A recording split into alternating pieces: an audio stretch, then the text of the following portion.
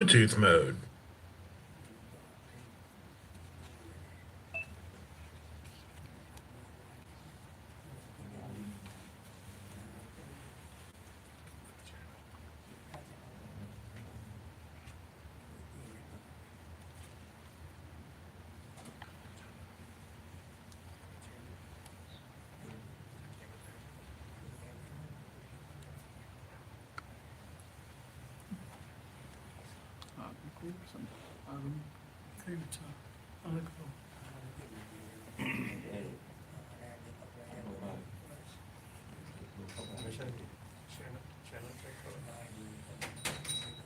You barabar.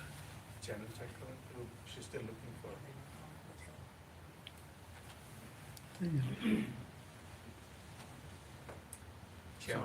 ચાલુ કરતી આપણે. okay કારણ કે તો આમે અવાજ સંભળાશો તમારો થોડો આગળ આવી જજો. આ ચાલતું નથી ને આજે, એટલે મારે મોટેથી બોલવું ના પડે. હા, તમારા કાન સારો તો વાંધો નહીં.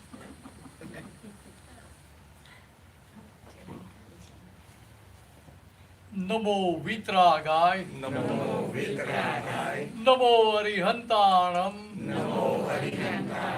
નમો સિદ્ધાણમ, नमो सिद्धाणम નમો આયરિયાણમ, नमो आयरियाणम નમો વજ્જાયાણમ, नमो वत्स्यायाणम નમો લોય સૌવ સાહુણમ, नमो लोये सौव साहुणम ऐसो पंचन मुक्कारो, ऐसो पंचन मुक्कारो सौवपावपणासनो, सौवपावपणासनो मंगलाणं च सौवेसिं, मंगलाणं च सौवेसिं परमं हवै मंगलम्. परमं हवै मंगलम्. ओम नमो भगवते वासुदेवाय, ओम नमो भगवते वासुदेवाय. ओम नमः शिवाय, ओम नमः शिवाय. जय सच्चिदानंद. जय सच्चिदानंद. આપણે આ મંદિરમાં આવીએ, મંદિરમાં ભગવાન પાસે આવીએ એટલે આપણે શું કરીએ? જલ્દી બોલ્યો. પગે લાગ્યા, પગે લાગ્યો, પછી પ્રાર્થના કરીએ. બરાબર, પ્રાર્થના કરીએ. આપણે શું પ્રાર્થના કરતા આવીએ?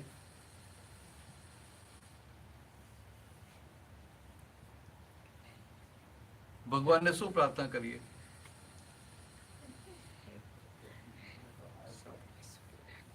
પ્રાર્થના કરીએ, બરાબર છે. મારો દિવસ સારો જાય અને બધાની આજુબાજુના મારા બધાનું રક્ષણ કરે છે. હમ. હા, આજુબાજુ આ તમારું રક્ષણ કરે નહીં? બધાનું હા, ભગવાન બધાનું રક્ષણ કરે. એટલે આમ સામાન્ય આપણે મંદિરમાં જઈએ ને એટલે આપણે બે વસ્તુ કરીએ. ભગવાન પાસે જઈએ એટલે ભગવાનને કંઈક સમર્પણ કરીએ. આપણો આ આર્ય સંસ્કાર આપણા. કેમ પેલું ઇન્ડિયામાં હોય તો 5 રૂપિયા 10 રૂપિયા રૂપિયો મૂકે એમ, અને કેટલાક તો રોજ જતા હોય ને ખિસ્સામાં પરચુરણ લઈને જાય, એટલે મોટી નોટ મૂકવી ના પડે ને. તો આપણે ભગવાનને કંઈક સમર્પણ કરીએ ને ભગવાન પાસે કંઈક માગીએ. આ બે વસ્તુ આપણે કરતા આવીએ. એટલે બંને વસ્તુઓ આપણે સમજી લેવી પડે કે ભગવાનને શું સમર્પણ કરવાનું છે અને ભગવાન પાસે શું માગવાનું છે. બરાબર છે? અવાજ સંભળાય છે ને? તો કે આ ભગવાન પાસે માગવાનું શું હોય? તો કે આપણે જે ભગવાન પાસે જઈએ એ ભગવાન એમના જે ગુણો આપણે દેખાય ને પ્રગટ થયેલા, ખુલ્લા થયેલા, એ માગવાના હોય. દાખલા તરીકે ભગવાન રામ કૃષ્ણ ભગવાન પાસે ગયા, કૃષ્ણ ભગવાન પાસે ગયા તો કૃષ્ણ ભગવાનની મૂર્તિ સામે ઉભા રહીએ તો આપણે હાથ જોડીને શું માગીએ? શું માગવું જોઈએ? એ કૃષ્ણ ભગવાનને કહેવું પડે કૃષ્ણ ભગવાનને કેવું પડે કે હે કૃષ્ણ ભગવાન, તમે ભગવાન થઈ ગયા અને તમને આખી જિંદગીમાં જે જે પ્રતિકૂળ સંજોગો આવ્યા, બધાને ગુજરાતી આવડે છે ને? તમને જન્મથી લઈ અને તમારું આયુષ્ય કર્મ પૂરું થયું ત્યાં સુધી ઠેર ઠેર પ્રતિકૂળ સંજોગો આવ્યા કે ના આવ્યા? ભગવાનનો જન્મ જેલમાં થયો અને પછી એમને ભાગ દોડે જતી ને, અને છેલ્લે દોડીને જંગલમાં ગયા તો પેલા તીર માર્યું તો પાણીએ ભેગું ના થયું. એટલે કેવા ભારે વિકટ સંજોગો કહેવાય ને. તો ભગવાનને આવા ભારે ભારે સંજોગો હતા, પણ ભગવાન કેવા હતા તો કે એમને કોઈ પણ બહારના પ્રતિકૂળ સંજોગ નહીં. ભગવાને બહારના કોઈ પણ અધર્મના સંજોગોની પોતાને અસર ના થવા દીધી. ને પોતાને અસર ના થવા દીધી એટલું જ નહીં, એ અધર્મના સંજોગ ભેગા કરનારું જે નિમિત્ત હતું તે બધા નિમિત્ત પ્રત્યે પોતે અંદરથી પોઝિટિવ રહ્યા.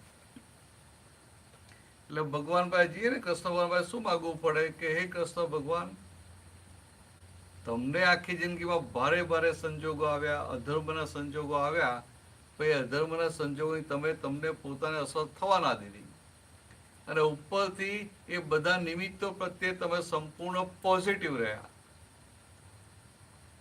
તો આજે તમારા દર્શન કરવા આવ્યો છું તો મને કંઈક એવા આશીર્વાદ આપો કે હું પણ તમારી જેમ આ સંસારમાં આવતા પ્રતિકૂળ સંજોગોમાં સ્થિર રહું, વિચલિત ના થઈ જવું, અને મને જે પણ આ પ્રતિકૂળ અધર્મના સંજોગો ભેગા થાય, એટલે કોઈ મારું અપમાન કરે, કોઈ દુઃખ આપે, કોઈ ચીટિંગ કરે, કોઈ પૈસા ખાઈ જાય, તો કે બધા નિમિત્તો પ્રત્યે હું અંદરથી પૂરેપૂરો પોઝિટિવ રહું.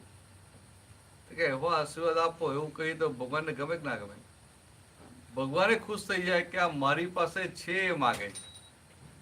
ભગવાનને શું થાય કે આ મારી પાસે છે એ માગે. ભગવાનને તો આપવું જ છે. અને પાછા આપણે ભગવાનને શું આપીએ કે આપણે તો ભગવાન પાસે એ $5 $10 મૂકીને જઈએ. તો ભગવાનને પૈસાની જરૂર છે? ભગવાન તો સંસારથી મુક્ત થયેલા છે. એટલે કે જે ભગવાન સંસારથી મુક્ત થયા હોય એમને સંસારની કોઈ વસ્તુની જરૂર ના હોય. તો ખરેખર ભગવાન પાસે જઈએ તો ભગવાનના ચરણોમાં શું સમર્પણ કરવાનું હોય? તો કે આપણો અહંકાર અને આપણી અજ્ઞાનતા સમર્પણ કરવાની. સમજાય? ખરેખર તો આપણું બધું સર્વસ્વને અર્પણ જ કરી દેવાનું હોય, કારણ કે આપણું જે સર્વસ્વ છે અજ્ઞાનતાના આધારે ઊભું થયેલું છે ને. તમને આ દેહ મળ્યો કે અજ્ઞાનતાના આધારે દેહ મળ્યો ને. જો જ્ઞાન થઈ જાય તો દેહ મળે નહીં, મોક્ષે જતો રહે. તો કે આપણું જે કંઈ પણ છે બધું અજ્ઞાનતાના આધારે છે, અને અજ્ઞાનતાના આધારે છે એ બધું સર્વસ્વ જો ભગવાનને અર્પણ થઈ જાય, એટલે કે આપણો અહંકાર અને અહંકાર એટલે કે અજ્ઞાનતા રિલેટેડ બધું જો ભગવાનને સમર્પણ થઈ જાય તો પછી આપણું કામ થઈ જાય. એટલે આજે આ સત્સંગ છે, નાનું ગ્રુપ છે, બધા પ્રશ્નો પૂછજો. આ પ્રશ્નો પૂછવાની જગ્યા છે. તમે જેટલી બુક વાંચી ને એમાં નાના નાના ચેપ્ટરો છે ને, તો કે શું છે તો કે આમાં બધાએ પ્રશ્નો કર્યા હોય અને દાદા ભગવાને જવાબ આપ્યા હોય. દાદા ભગવાને ક્યારેય વ્યાખ્યાન નહોતું આપ્યું, એમને ખાલી પ્રશ્નોના જવાબ આપેલા કે આજે આવ્યા છો તો બધા પ્રશ્નો કરજો, આપણે એક ભજન લઈ લઈએ અને પછી શરૂઆત કરીએ. ચાલો કવડાવો. હાથે કેમ કરશે? આજે બુક આવી છે. અચ્છા, પેજ નંબર સર્વસ્વ અમારો અર્પણ છે. કે ખબર છે કે પેજ નંબર અલગ અલગ કોઈમાં 7 છે કોઈમાં 20 સર્વસ્વ અમારું અર્પણ છે એવું રેડિંગ છે. સર્વસ્વ અમારું અર્પણ છે. આગળ ઇન્ડેક્સમાંથી મળી જશે. ઓકે છે તો તમે ગૌરવશો ને તો જીલી શકશો. ના હાથે જ કે હા હા. સર્વ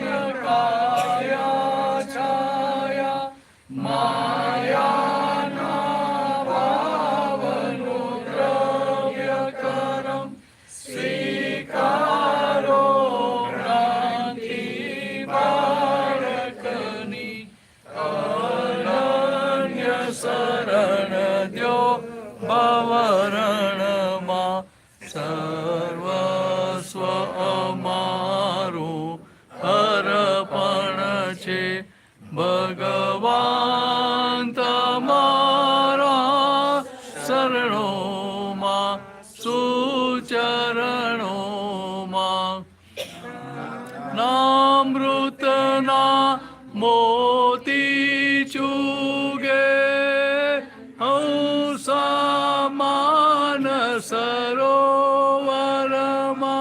સત્યમ શિવ મને સુંદરમની આદિવ્ય ચક્ષુની જ્યોતિમાં સર્વસ્વ અમારું અર્પણ છે ભગવાન તમારા શરણોમાં સુચરણોમાં સૂરજનું કેવું તર્પણ છે ચંદ્રના શીતળ કિરણોમાં સમભાવે નિકાલ કરો ઘટમાળ ઉઠે છે અંતરમાં સર્વસ્વ અમારું અર્પણ છે ભગવાન તમારા શરણોમાં સુચરણોમાં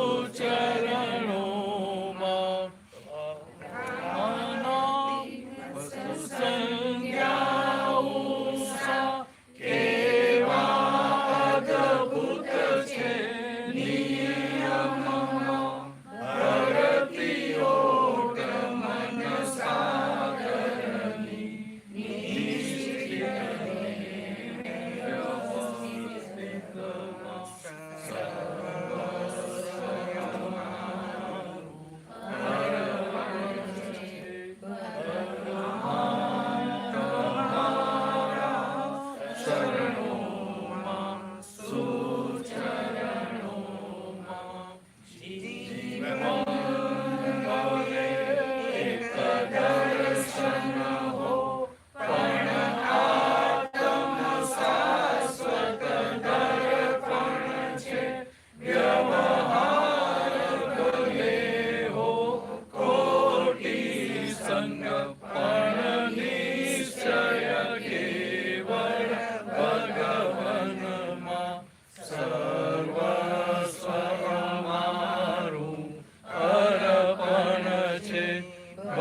ભગવાન તમારા શરણોમાં સુચરણોમાં આત્માનો ઉદ્ધાર કરી જે શુદ્ધાત્માને જગાડે છે અપૂર્વ ગોચરને ઉલ્લસિત જરહર જ્યોતિ તન મનમાં સર્વસ્વ અમારું અર્પણ છે ભગવાન તમારા શરણોમાં સુચરણોમાં ક્રમમીરણની ઠકેલી જે મોક્ષ દ્વાર ઉઘાડે છે પરમાત્મ સ્વરૂપ હે પ્રગટ પુરુષ આપ જ છો મારા શુદ્ધાત્મા સર્વસ્વ અમારું અર્પણ છે ભગવાન તમારા શરણોમાં સુચરણોમાં સુચરણોમાં સુચરણોમાં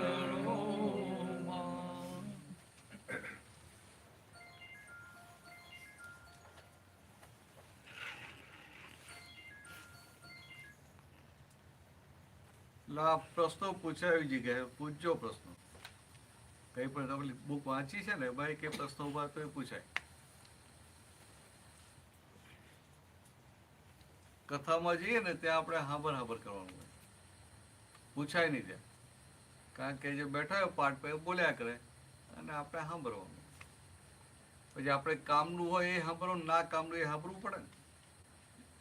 પછી કપડાં ખંખરીને જતા રહીએ આપણે ત્યાં બધું મૂકીને. જ્યારે પ્રશ્નો હોય ને તો આ કૃષ્ણ ભગવાન અને અર્જુન, આખી ગીતા જે બની એ કેવી રીતે બની? તો કે અર્જુને પ્રશ્નો કે કૃષ્ણ મને જવાબ આપે. તો કે આ ઉત્તરો, પ્રશ્ન ને ઉત્તર એવી રીતે આખી આ ગીતા બની. તો ગીતાની વાત કેટલી સારી લાગે ને બધાને. એવું આ જે સત્સંગમાં પ્રશ્નો પૂછવાની છૂટ હોય ને ત્યાં આપણે પ્રશ્નો પૂછી જ લેવા. કારણ કે પ્રશ્નો પૂછીએ ને એટલે આપણે જ્યાં અટક્યા હોય એ વાત કરીએ અને એનું સમાધાન મળે એટલે આપણે 2 પગથિયાં ઉપર ચડીએ. એમ કરતા કરતા આગળ વધ્યા કરીએ. તો પૂછજો.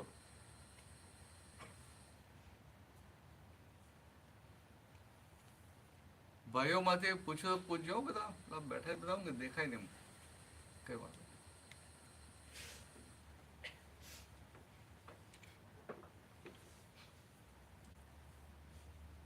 તમે બધા અમેરિકા આવ્યા છો તો અમેરિકા સુખી થવા માટે જ આવ્યા છો ને? હા કે ના? તો બોલો જ. સુખી થવા માટે જાય ને? અને અમેરિકા આવ્યા બાકીનું બધું દુઃખ ઇન્ડિયા મૂકીને આવ્યા એટલે અહીં આવીને આપણે સુખી જ છીએ ને, બરાબર? એટલે જે સુખી હોય ને એને ધર્મની જરૂર ના હોય. આ તો જે દુઃખી લોકો ને એ ધર્મ કરે. ખ્યાલ આવે? ખોટી છે મારી વાત? ધર્મ હોય તો સુખી હોઈએ. ઓ, ધર્મ હોય તો સુખી. ના ભાઈ, વાત 100% સાચી કે આપણે ધર્મમાં હઈએ ને તો સુખ હોય. બરાબર છે કે આપણે ધર્મમાં હઈએ તો સુખ હોય. આપણે, મારો કહેવાનો મતલબ શું છે કે આપણને જીવનમાં સુખ જોઈએ છે. સુખ ને સુખ પ્રાપ્ત થાય એના માટે ધર્મ કરીએ છીએ. પણ બીજી એક વાત કરું, તમારે ખાલી સુખ જ જોઈએ છે કે મોક્ષ જોવું છે?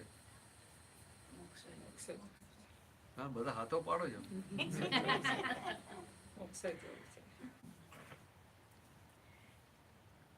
તો મોક્ષમાં પછી અહીંયા જે સુખ મળે છે એમાં એક સુખ નહીં મળે. ત્યાં અહીંયા જે આપણે સુખ, ના ના, હું શું કઉ છું કે સુખી થવા માટે ધર્મ કરીએ છીએ. અમને કીધું, ચલો વાત સાચી, આપણે સ્વીકારી લીધી. પાછા કે મોક્ષે જવું છે તો હું શું, મોક્ષે જાઓ, તમે મોક્ષે જાઓ તો એનું એક સુખ નહીં મળે. મકાને નહીં મળે, ગાડીએ નહીં મળે, પૈસા નહીં મળે, કશું નહીં મળે. સુખ એટલે શું? સુખની શું વ્યાખ્યા? હા, સુખની શું વ્યાખ્યા? એટલે આ તો સારું પૂછ્યું તમે. શું ભણેલા તમે? હા, શું ભણેલા? એટલે હું એ રીતે વાત કરું. પેલું કહો ને, કોઈ એકાઉન્ટ શું હોય, કોઈ સાયન્સ શું હોય, એટલે એ રીતે. એટલે એ રીતે કે મારે કે ભણતરનું કામ નથી, ખાલી પૂછ્યું છું. જુઓ, સુખની વ્યાખ્યા શું? દરઅસલ સુખ જે હોય ને એ આવ્યા પછી ક્યારેય જાય નહીં. આવ્યા પછી ક્યારેય જાય નહીં, એને સુખ કહેવાય. ખ્યાલ આવે? એટલે આ રીતે તમે જુઓ તો આ દુનિયામાં 2 પ્રકારના સુખ હોય. એક અવિનાશી સુખ, કાયમનું સુખ, અવિનાશી, જે આવ્યા પછી ક્યારેય જાય નહીં. અને બીજા વિનાશી સુખો હોય. પાછા હોય કે ના હોય? વિનાશી સુખો હોય. તમારે પછી નક્કી કરવું પડે કે મારે વિનાશી સુખો જોઈએ છે કે અવિનાશી સુખ જોઈએ. હવે જવાબ કોઈ નહીં બોલે. બોલો તમારે કયું સુખ જોઈએ છે, વિનાશી કે અવિનાશી? અવિનાશી. એમ પછી આ વિનાશી બધા જતા રહેશે. કારણ કે એનો એ સુખનો જેવો અંત થાય એટલે બીજું સુખ જોઈએ, એ પૂરું થાય એટલે ત્રીજું સુખ જોઈએ, હા. એટલે એનો અંત જ ના ના આવે. સાચી વાત છે, બરાબર છે, વાત તો એકદમ સાચી છે કે આ વિનાશી સુખ હોય તો કે એક સુખ મળે તો પાછું વિનાશ એટલે અંત આવે, પાછું બીજું સુખ આવે ત્યાંથી રાહ જોવી પડે. પાછું આ કલયુગમાં બીજું સુખ જલ્દી આવે નહીં ને, પાછું આવતા વાર લાગે ને, આવતા વાર લાગે. સતયુગમાં એવું હતું કે એક સુખ પૂરું થાય બીજું ઊભું જ હોય સામે. સતયુગમાં એવું હતું એક પૂરું થાય બીજું સામે ઊભું હોય, એટલે તમને સુખ સુખ ને સુખ જ હોય સતયુગમાં. એટલે સતયુગમાં કોઈ જીવ મોક્ષે જાય નહીં, સમજાયું? સતયુગમાં કોઈ મોક્ષે ના જાય, કારણ કે એને છૂટવાની ઈચ્છા જ ના થાય ને. અહીંયા સુખ જ હોય પછી વિચાર કે અહીંયા સુખ જ છે, મારા મોક્ષે કામ શું છે? જયારે આ કલયુગમાં શું હોય કે બહાર દેખીતું સુખ દેખાય ખરું, કે એની પાસે સારું મકાન હોય, સારી ગાડી હોય, પૈસા હોય, ફેમિલી હોય, બધું સારું હોય, પણ છતાંય અંદર સુખ હોય ખરું? બધા સુખ હોવા છતાં અંદર સુખ ના હોય. બહારથી સુખ દેખાય. એટલા માટે કહું કે આ દુનિયામાં બે પ્રકારના સુખ, એક વિનાશી સુખ અને બીજું અવિનાશી સુખ, અથવા તો કહીએ એક ટેમ્પરરી હેપીનેસ અને બીજી પરમેનન્ટ હેપીનેસ. આટલી વાત તો સમજે ને? પરમેનન્ટ હેપીનેસ એટલે તમે સુખની વ્યાખ્યા કે ખરેખર સુખ કેવું હોય, આવ્યા પછી જાય નહીં, એને સુખ કહેવાય. એટલે કે પરમેનન્ટ હેપીનેસની પ્રાપ્તિ થઈ તો તમારું કામ થઈ ગયું. એટલે કે આપણને આ જે મનુષ્ય જન્મ મળ્યો અને જે આ હિન્દુ આપણે આર્ય કહેવાઈએ, તો કે આપણા જીવનનો છેલ્લામાં છેલ્લો ધ્યેય જે છે કે કાયમનું સુખ પ્રાપ્ત કરી લેવું. કાયમનું સુખ, પરમેનન્ટ હેપીનેસ, સમજાય? કાયમનું સુખ એટલે કે જે સુખ આવ્યા પછી જાય નહીં એ. હવે વિનાશી સુખ બધા આવે કે ના આવે? અને વિનાશી સુખે આપણે ગમે કે ના ગમે? ગમે ને, ગમે. જલ્દી હા પાડી જ દે, ગમે ને. એ તો આપણને આપણા ધંધો કરતા એક મોટલ બીજી બે મોટલ વધે તો ગમે કે ના ગમે? નોકરી કરતા ને પ્રમોશન આવે તો ગમે કે ના ગમે? ઇન્ક્રીમેન્ટ આવે તો ગમે કે ના ગમે? નાનું મકાન હોય મોટા મકાનમાં રહેવા જઈએ તો ગમે કે ના ગમે? બધા આપણને માન આપે તો ગમે કે ના ગમે? રિસ્પેક્ટ આપે તો ગમે કે ના ગમે? તો કે આ બધું આપણને ગમે છે. વિનાશી સુખો ગમે જ એ ના નથી, પણ સમજવા માટે કે આ જે પેલું પરમેનન્ટ સુખની વાત કહી ને કે આવ્યા પછી જાય નહીં એને સાચું સુખ કહેવાય, તો આ વિનાશી સુખની ડેફિનેશન શું એ કહો. ચાલો હવે હું તમને પૂછું. ઓકે, જો હું નાનો હોઉં ત્યાંથી મોટો થાઉં એટલે મને એમ થાય હવે મારે સ્કૂલમાં જવું છે, પછી મારે કોલેજમાં જવું છે, એટલે મારું સુખ ત્યાં છે. પછી હું કોલેજમાંથી આગળ મને સારી નોકરી મળે, પછી નોકરી મળે એટલે લગ્ન કરવા છે, એ પ્રમાણે આગળ આગળ એક એક વસ્તુની ઈચ્છા થાય. એટલે એની જે પહેલા જે નાનો હોય ને સુખ એને જે લાગતું હોય ને, નાનો હોય તો એને રમકડામાં સુખ લાગે, પછી મોટો થાય એટલે પેલું ભણવામાં લાગે, પછી કોલેજમાં ભણવામાં લાગે, પછી નોકરીમાં, પછી કે થોડું સેટ થવું, પછી કે હવે હજી સારું સુખ નથી આવતું તો કે લગ્ન કરીએ અને થાય કે આ બધા લગ્ન કરીને સુખી થઈ ગયા છે એવું લાગે ને? ના લાગે? અરે તો પૂછવા જાય તો બધા એવું જ કે ના લગ્ન કરી લે બહુ સુખી સુખ આવશે, કે લાગે? એટલે આમાં કોઈનો અનુભવ માંથી પૂછાય નહીં એમ, પણ ખાલી એવું ના પડે તમે સુખી છો કે નહીં એમ. ખાલી પાછા બંને આવ્યા હોય તો પ્રોબ્લેમ થઈ જાય. એક સમજવા માટે પછી પરણે થાય કે આ મને હતું કે લગ્ન કરીશ સુખ આવશે, પણ લગ્ન કરીને સુખ તો આવતું નથી. એટલે પછી જુએ કે બીજા બધા સુખી કેવી રીતે છે, તો કે આ સેવા કરે, સામાજિક કામ કરે ને સારું બહુ માન મળે છે, એનું બહુ સુખ આવે. એટલે પછી એવું કરવા જાય તો સુખ આવે પણ એમાં પાછું કંઈક થાય ને કોઈક આપણને ભાડે કે થોડું અપમાન કરે બધાની વચ્ચે, બધું સુખ હળહળ ઉડી જાય કે ના ઉડી જાય. એટલે આ જે વિનાશી સુખ કેવા છે, પરમેનન્ટ સુખની જે ડેફિનેશન આપીને એવું તમને આ વિનાશી સુખનું કેરેક્ટર કહું. વિનાશી સુખ કેવા હોય કે આપણને ભ્રાંતિથી એવું લાગે કે આ સુખ છે, ભ્રાંતિ એટલે ઇલ્યુઝનથી એવું લાગે કે આ સુખ છે, પણ ખરેખર સુખ હોય નહીં. એટલે આપણને એવું લાગે કે આવી સારી ગાડી હોય ને તો સારું, આ મને સુખ આપશે, પૈસા હોય તો સારું, મને સુખ આપશે, અથવા તો ખાવાનું હોય અમે તમને હોય કે ના હોય કે આવું મળે તો સારું, ના તો સારું છે. બાકી એમાં તો પૂરતી હોય ને પેલા પૂછે કે પ્રોગ્રામ હોય ને મમ્મામાં શું છે, પેલું જ પૂછી લે કે મમ્મામાં શું છે. તમે ના પૂછો પણ આમ કહું છું, આમ પૂછે. અમારા હિંગોત ગામમાં તો પૂછે જ લે પેલા સત્સંગ લાગે એનો કે આવું આવું કે આવા આવા કે પણ મમ્મામાં શું છે કે આવું કે. તો કે આ ખાવામાં સુખ લાગે કે ના લાગે?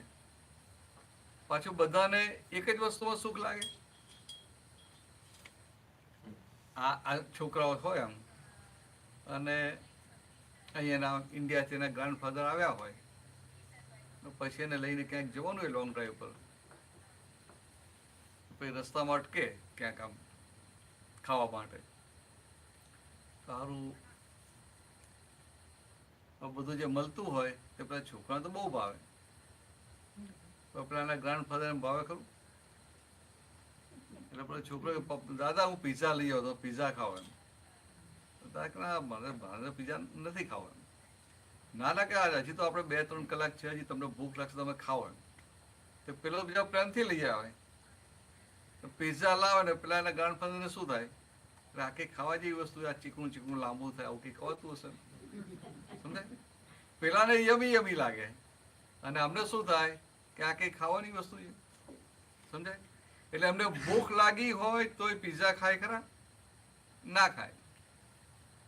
એટલે અહીંયા તમને સમજાય કે વિનાશી સુખો કેવા છે કે તમને લાગે કે આ વસ્તુ સુખ આપે છે, પણ જો વસ્તુ સુખ આપતી હોય તો એ પીઝા પેલા છોકરાને સુખ આપે અને એના દાદાને સુખ આપે.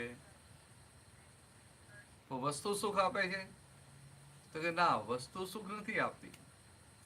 પણ વસ્તુમાં જે સુખની માન્યતાનું આરોપણ કરેલું છે, એની જે અંદર બિલીફ બેઠી છે કે આ વસ્તુમાં સુખ છે એટલે એ વસ્તુ એને ભેગી થાય એટલે સુખ આવે, અને જે વસ્તુમાં દુઃખનું આરોપણ કર્યું એ ભેગું થાય એને દુઃખ લાગે. નોર્મલ કહું કે આ કોઈ આપણે સરસ માન આપે તો બધાને એમાં સુખની બિલીફ હોય કે ના હોય, એટલે માન આપે ને સુખ લાગે અને અપમાન કરે તો દુઃખ લાગે. એવું આ ખાવાની વસ્તુ હોય તો કોઈને જલેબી ભાવતી હોય ને કોઈને જલેબી આમ હાથ પર ચોટે ને તેને હાથ લગાડવાનું મન ના થાય, અને કોઈને બહુ ભાવતી હોય, બને કે ના બને? જયારે ભાવતી હોય ને જલેબી આપો તો ખુશ થઈ જાય, ના ભાવતી હોય જલેબી આપો તો ભૂખ લાગી હોય તોય ના ખાય. તો જલેબીમાં સુખ છે?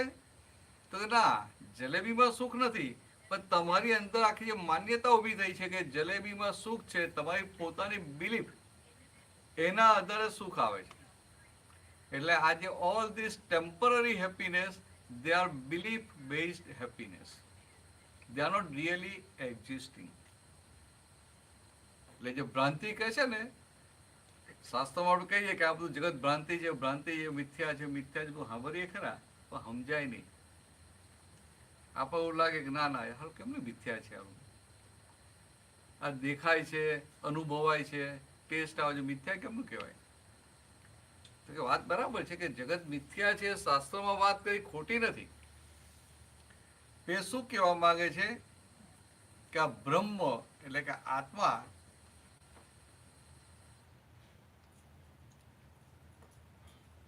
અને આ બહારનો ભાગ જગત, તો કે જગત મિથ્યા છે એવું કે, પણ જો સાચી રીતે સમજવું હોય ને તો આ બ્રહ્મ એ રિયલ સત્ય છે અને બ્રહ્મ એ રિલેટિવ સત્ય છે. રિલેટિવ એટલે ટેમ્પરરી. વિનાશી સત્ય. એટલે આ મિથ્યા કહો, મિથ્યા ના કહેવાય, છે સત્ય પણ વિનાશી સત્ય છે. કારણ કે તમને અપમાન કરો અસર તો થાય છે ને, ના કેવી રીતે પડાય? આ સમજવા માટે કે આ જગતના બધા જ સુખ કે દુઃખ એક્ઝિસ્ટિંગ નથી. આ જગતના 80% દુઃખો કેવા છે કે 80% સુખો બિલીફ બેઝ છે. એટલે તમારી માન્યતા છે એટલે સુખ લાગે, માન્યતા છે એટલે દુઃખ લાગે છે.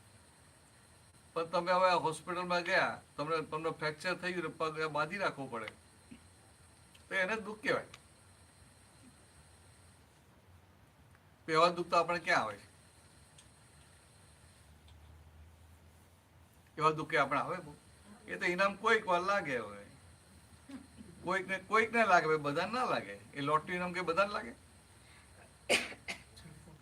એટલે આવા સુખ અને દુઃખની જે આગળ વાત કરું, વિનાશી સુખમાં, કે વિનાશી દુઃખમાં અને સુખમાં કેવું હોય, પાછું એને હોય કે ભાઈ આ મારું બધું સારું છે એટલે હું હેપી છું. પણ પાછું ભગવાને એવું કીધું કે દુઃખ કોને કહેવાય? તે જેનો ઉપાય હોય એને દુઃખ કહેવાય, પણ જેનો ઉપાય જ નથી એને દુઃખ કહેવાય? કેમ વિચારવા પડીએ? જેનો ઉપાય નથી એને દુઃખ ના કહેવાય. આ તમારું મકાન છે, ટોર્નેડો, શું તમને કોઈને એક્સિડન્ટ થયો ને પગ એટલું આપણે એમ્પ્યુટ કરવો પડ્યો, તો હવે એનો કઈ ઉપાય ખરો? એટલે તું હવે આપણે ગાગા કરી મારો પગ એમ્પ્યુટ કરવો પડ્યો અને દુઃખી થઈએ, તો કે ના, એ દુઃખ નથી, એનો ઉપાય નથી, એટલે એનો સ્વીકાર કરવો પડે. પણ માથું દુખતું હોય તો એ દુઃખ કહેવાય, કારણ કે તમે ટાયલેન્ડ લો એટલે મટી જાય, એટલે એ દુઃખ કહેવાય. પણ જેનો ઉપાય નથી એને દુઃખ ના કહેવાય. આવું ભગવાને કહ્યું વિનાશી દુઃખો ને વિનાશી સુખો માટે. ભાઈ સમજાય? પણ આખું જગત વિનાશી સુખ દુઃખની પાછળ જ છે. એને વિનાશી દુઃખમાંથી બહાર આવવું છે ને વિનાશી સુખને ભોગવવા છે. એટલે કે ભ્રાંતિમાં જ ફર્યા કરે છે. થોડી વાતો નવી છે પણ સમજવા જઈએ, મજા આવશે. આખું જગત વિનાશી સુખો અને વિનાશી દુઃખો એના ચક્કરમાં જ છે. એટલે કોઈ અપમાન કરે તો એને દુઃખ લાગે. લાગે કે ના લાગે? કે કોઈને ગમે? તમારા કોઈને ગમે? હા, તમને ગમે અપમાન? તો પાછળ ડંકાઈ ગયો દેખાય ને મને ભાઈ.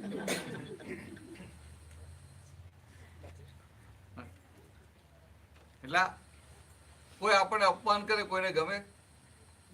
કાંતિલાલ તમને ગમે? હા, મને નહીં ગમે. હું તમારે જેવો જ છું, મને નહીં ગમે. તો કે આ દુનિયામાં કોઈ આપણું અપમાન કરે કોઈને નહીં ગમે, કોઈને ગમે નહીં. તો વાત સાચી કે કોઈને ગમે નહીં, પણ આ કૃષ્ણ ભગવાન હતા ને, આ તો ટોપિક તો કૃષ્ણ ભગવાન પર નહીં.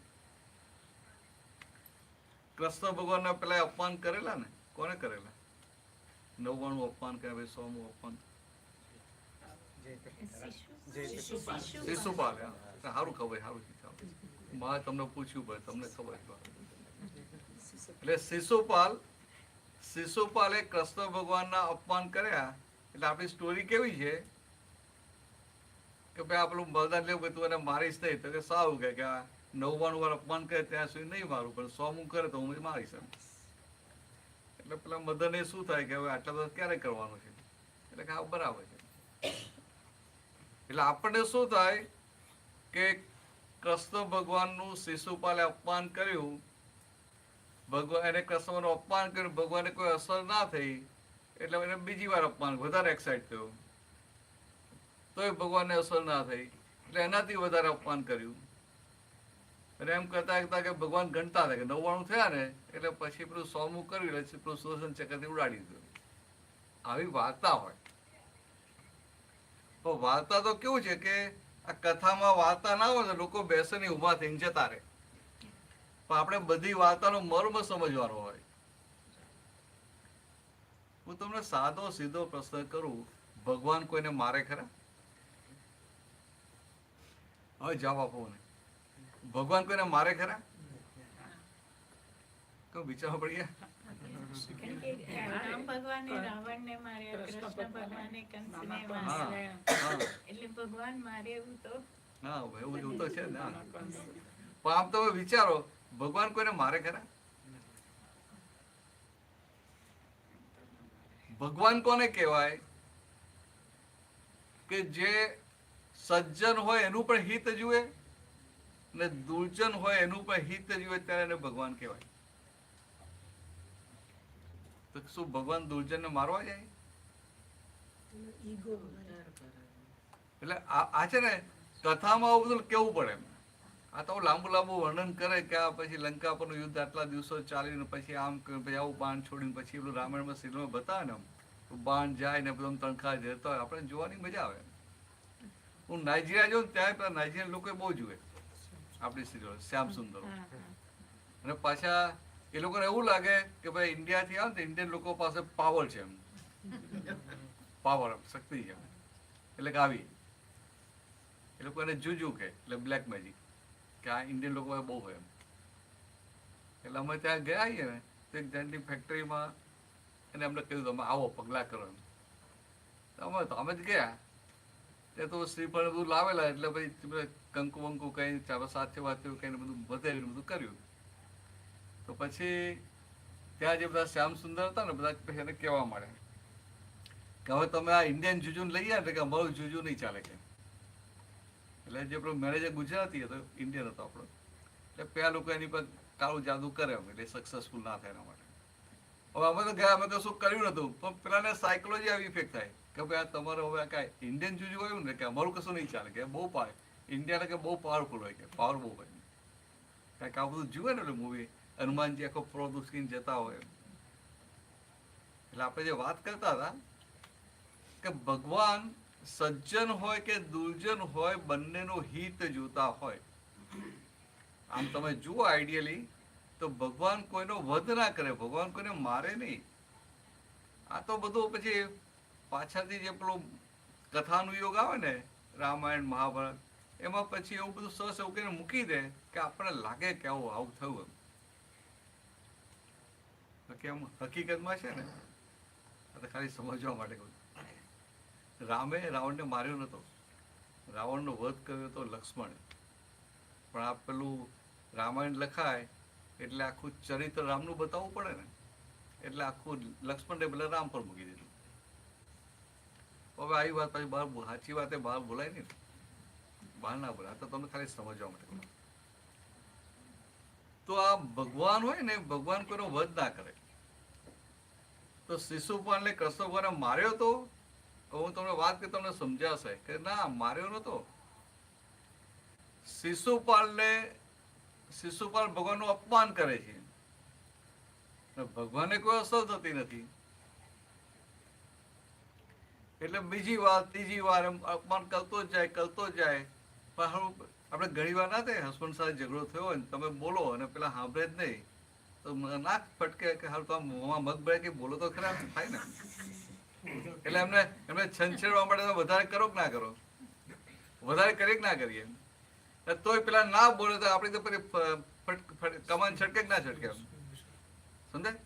તો કે અંદર બ્લડ પ્રેશર બીપી હો વધી જાય, એવો ગુસ્સો કે બીપી હો વધી જાય.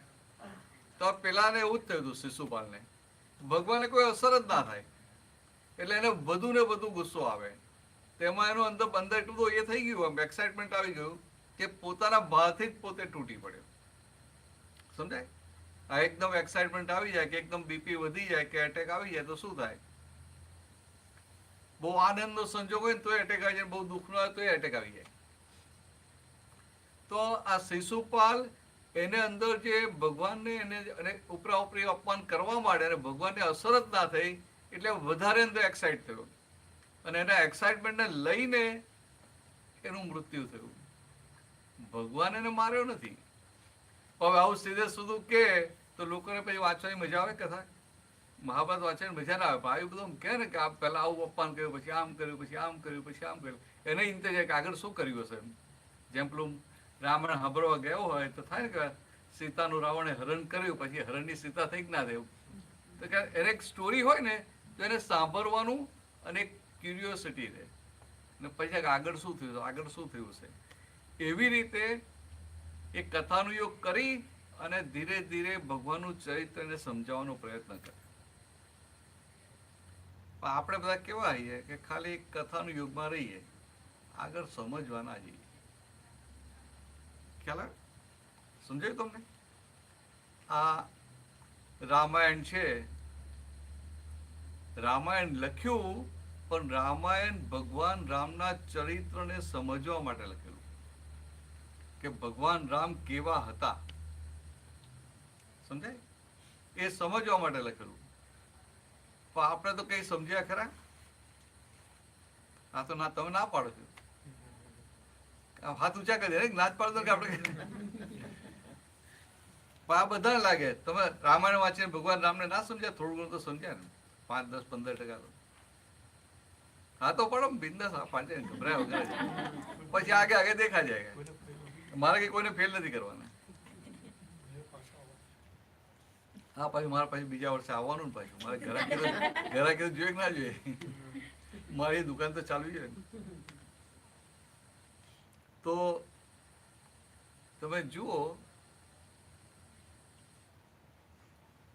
કે આપણે રામાયણ વાંચવાનું, રામાયણ જે લખ્યું ને એ ભગવાન રામ કેવા હતા એમનું ચરિત્ર, કે આ ભગવાન કેવા હતા એ સમજાય ને તો એને અંદર નક્કી થાય કે મારે આવા થવાનું છે, એટલે એની ભગવાન થવાની શરૂઆત થાય. આવું બોલું પાછું તમને ગમે નહીં? ગમે કે ભગવાન થવાની શરૂઆત થાય એમ? ના, પણ વાત તો સાચી છે કે ભગવાનના ગુણોને આચરવાની શરૂઆત કરવી જોઈએ. પણ મેં તો શું ભગવાન થવાય કે ના થવાય, હા, પણ એમના ગુણોને આચરણમાં મૂકવા. ખાલી મને એટલું કહો ને, ચાલો તમારે શું નામ શું તમારું? માલિની. માલિની. તો માલિનીબેન તમારે ભગવાન થવું છે? હા કે ના? બસ ના, બસ પરફેક્ટ. તમારે તો થવું છે ને? હા, જો તમારે કેવું છે? શું થાય? તો બંને બહેનપણી છે નથી? કેમનું ઇન્ડિયન કરી નાખ્યું? કઈ વાત. એટલે ઘણા એવું થાય કે મારે ભગવાન થવું નથી, થાય કે ના થાય? અને કેટલાક તો એવું હોય કે ભગવાનની વાત તો દૂર રહી, કે આપણે સારા મનુષ્ય થઈએ કે સારા ભક્ત થઈએ તો એ બહુ મોટું એવું લાગે ને. એટલે કઈ ખોટું નથી એવું બધું, આપણે જે વ્યવહારથી આપણે માનીએ ને એ બધું ખોટું નથી. એક સમજવા માટે સંભળાય ખરું? આ નથી આવવાનું? નથી સંભળાય છે પણ મારો અવાજ સંભળાય છે ને? તો આ ભગવાન જે છે ને એકચ્યુઅલી બધા એવું કે ના ના આપણે ભગવાન કઈ રીતે થવાય, કે ના? આ પાછલી લાઈન ભગવાન થવું છે ઉભા પણ પૂછવા દો, તમારે થવું છે ભગવાન? હા કે ના? ના થવાય ને ના, થવાય, એવું નહીં. એમના રસ્તે ચાલવું છે. એવું નહીં ના થવાય. તમે મને છે ને ગોળ ગોળ ના ફેરવતા, સીધો જવાબ આપો, સ્ટ્રેટ ફોરવર્ડ જવાબ આપો કે ભગવાન થવું છે હા કે ના? જવું છે એમની પાસે. એમને નહીં જવામાં એવું રહેવું નહીં, છે એમ. હું તમને સીધું પૂછ્યું ભગવાન થવું છે હા કે ના? થવું છે. થવું છે? હા ચાલો, હા ચાલો, ભગવાન તો હા. ના, પણ ના, એમના દર્શન કરવા છે આમ રૂબરૂ. રૂબરૂ દર્શન કહેવાય. હા હા, રૂબરૂ દર્શન કહેવાય. પણ એમના દર્શન કરીએ એના કરતા ભગવાન જેવા થઈ જાય તો સારું નહીં? એમને કોમ્પિટિશન ના લાગે. ભગવાન તો આનંદ થાય ચાલો મારું કામ ઓછું થઈ ગયું. એક જ ધંધો કરતા હોય ને એને બહુ સારો એના જો પાર્ટનર મળી આનંદ થાય ને, ચાલો હવે મારો લોડ ઓછો થઈ ગયો. એક સમજવા માટે કે આપણે કોઈને પણ પૂછીએ ભગવાન થવું છે તેને બીક લાગે, ભગવાન કઈ રીતે થવાય? હવે ભગવાન તો થવાતું હશે, આપણે સારા મનુષ્યો થઈ જઈએ કે સાચા ભક્ત થઈએ તો બહુ થઈ એવું લાગે કે ના લાગે? પણ તમે બધા હિન્દુ ખરા કે નહીં? બરાબર? તમે બધા પુનર્જન્મ માનો કે ના માનો? પુનર્જન્મ માનો ને? ભલે આપણે દેખાતું ના હોય કે પુનર્જન્મ આપણે પાછા જન્મમાં શું હતા કે શું નહીં કંઈ ખબર ના પડતી હોય, પણ પુનર્જન્મમાં માનો કે ના માનો, બરાબર.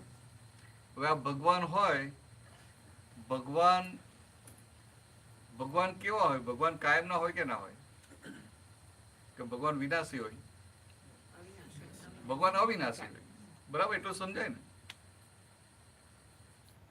હવે તમે હિન્દુ છો, પુનર્જન્મ માનો, તો માલિની બેન અત્યારે તમે છો, બરાબર. આ તમારે એકનું જ નામ મેં પૂછ્યું એટલે બીજાનું હજી મને બહુ યાદ ના રહે પાછું, એટલે એકનું જ રાખ્યું. ચાલે ને તમારી વાત કરી? તો માલિની બેન અત્યારે તમે છો, બરાબર. એટલે કે એટ પ્રેઝન્ટ તમે છો, બરાબર. પછી તમને આ દેહ મળ્યો, આ દેહ મળ્યો પહેલા તમે હતા કે નહીં? ક્યાં હતા, શું હતા એ આપણને ખબર નથી, પણ હતા કે નહીં? તો કે હતા. અને આ દેહ, આ આયુષ્ય કર્મ પૂરું થાય પછી બીજે ક્યાંક જન્મ તો લેવાના ને. એટલે કે આ દેહ છૂટે પછી તમે રહેવાના કે નહીં રહેવાના? એનો અર્થ શું થયો કે in past you were there were you don't know, in present you are there, and in future also will be there. એટલે કે અત્યારે છો, ભૂતકાળમાં હતા અને ભવિષ્યમાં રહેવાના. તો તમે અવિનાશી થયા કે ના થયા? ના, હું સીધી વાત કરું. તમે અત્યારે છો ને? હું આત્મા છું. હા, તો હું છું, બરાબર છે. હવે તમે કહો હું આત્મા છું, એ વાત બહુ 100% સાચી છે, બરાબર. પણ એ પછી આગળ વાત કરું. પણ અત્યારે આપણે જે સમજીએ કે આપણે પોતે પહેલા હતા, અત્યારે છીએ ને ભવિષ્યમાં રહેવાના, એટલે આપણે અવિનાશી છીએ. એટલે ખરેખર આપણે છીએ ભગવાન. પણ શું થયું કે ભગવાન હોય અવિનાશી, પણ અત્યારે તમારી બિલીફ આ માલિની બેનમાં વહી ગઈ છે, અને માલિની બેન વિનાશી છે, બરાબર. એમનું જે આયુષ્ય હોય 100 વર્ષ કે કંઈક 9 હોદે અને 200 થાય તો 200, કંઈક 9 વાર તો રિસર્ચ થયા કરે, ના થાય એમ. મરવું તો કોઈને ગમે, બધાને જીવવું તો ગમે જ ને. આ યંગ હોય ને ત્યારે કહે કે બહુ લાંબુ નથી જીવવું, પછી ઉંમર થાય ને પછી કઈક ના હજી તો ઉતાવળ નથી, કઈક ના કેમ. આ 40 નો હોય ને ત્યારે કે આપણે 60-65 તો બહુ થઈ જાય, આપણે હલતા ફરતા જતા રહીએ. પછી 65 થાય કે હજી તો ઘણું સારું છે, તો બીજા 10-15 વર્ષ ખેંચાશે. પછી 10 વર્ષ પછી પૂછીએ તો કે ના હજી તો વાંધો નથી. ધીરે ધીરે એક્સટેન્ડ કર્યા કરે. એટલે આ સમજવા માટે કે ખરેખર તમે અવિનાશી છો, તમે ભગવાન જ છો. પણ અત્યારે તમારી બિલીફ શું છે, તમને માનવામાં શું છે? હું ભગવાન છું એવું નથી, હું માલિની બેન છું એ છે. એટલે કે તમે તમારી ખુરશી પર નહીં પણ માલિની બેન ની ખુરશી પર બેસી ગયા. તમારી ખુરશી, હા. એટલે શું થયું કે તમે ખરેખર જે છો એ તમે જાણતા નથી, તમે જે નથી એ માની અને તમે જીવો છો. છો પરમેનન્ટ, પણ ટેમ્પરરી ની બિલીફ ઊભી થઈ અને ટેમ્પરરી થઈને જીવો છો. હવે ટેમ્પરરી થઈને જીવો તો પછી આ ટેમ્પરરી સુખ દુઃખ તમને લાગે કે ના લાગે? લાગે ને. આટલું જ છે. એટલે બહુ સાદી ભાષામાં દાદા ભગવાને શું કીધું કે હું માલિની બેન છું,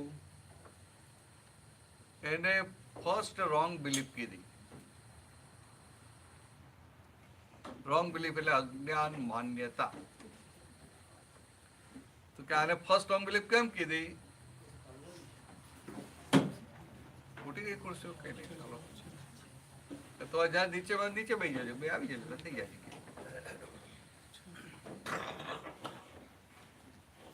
હા લ્યો.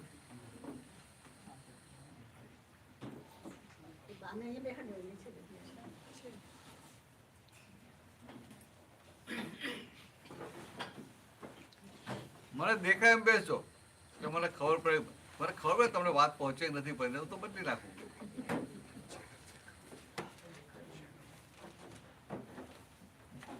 થોડું અહીંયા મૂકી દો ને, આમાં અહીંયા જ ખાલી પછાડથી આવે જ નહીં. આવે જ નહીં. તો તમારે આમ બેસી જાઓ અને પેલા આવી જાઓ.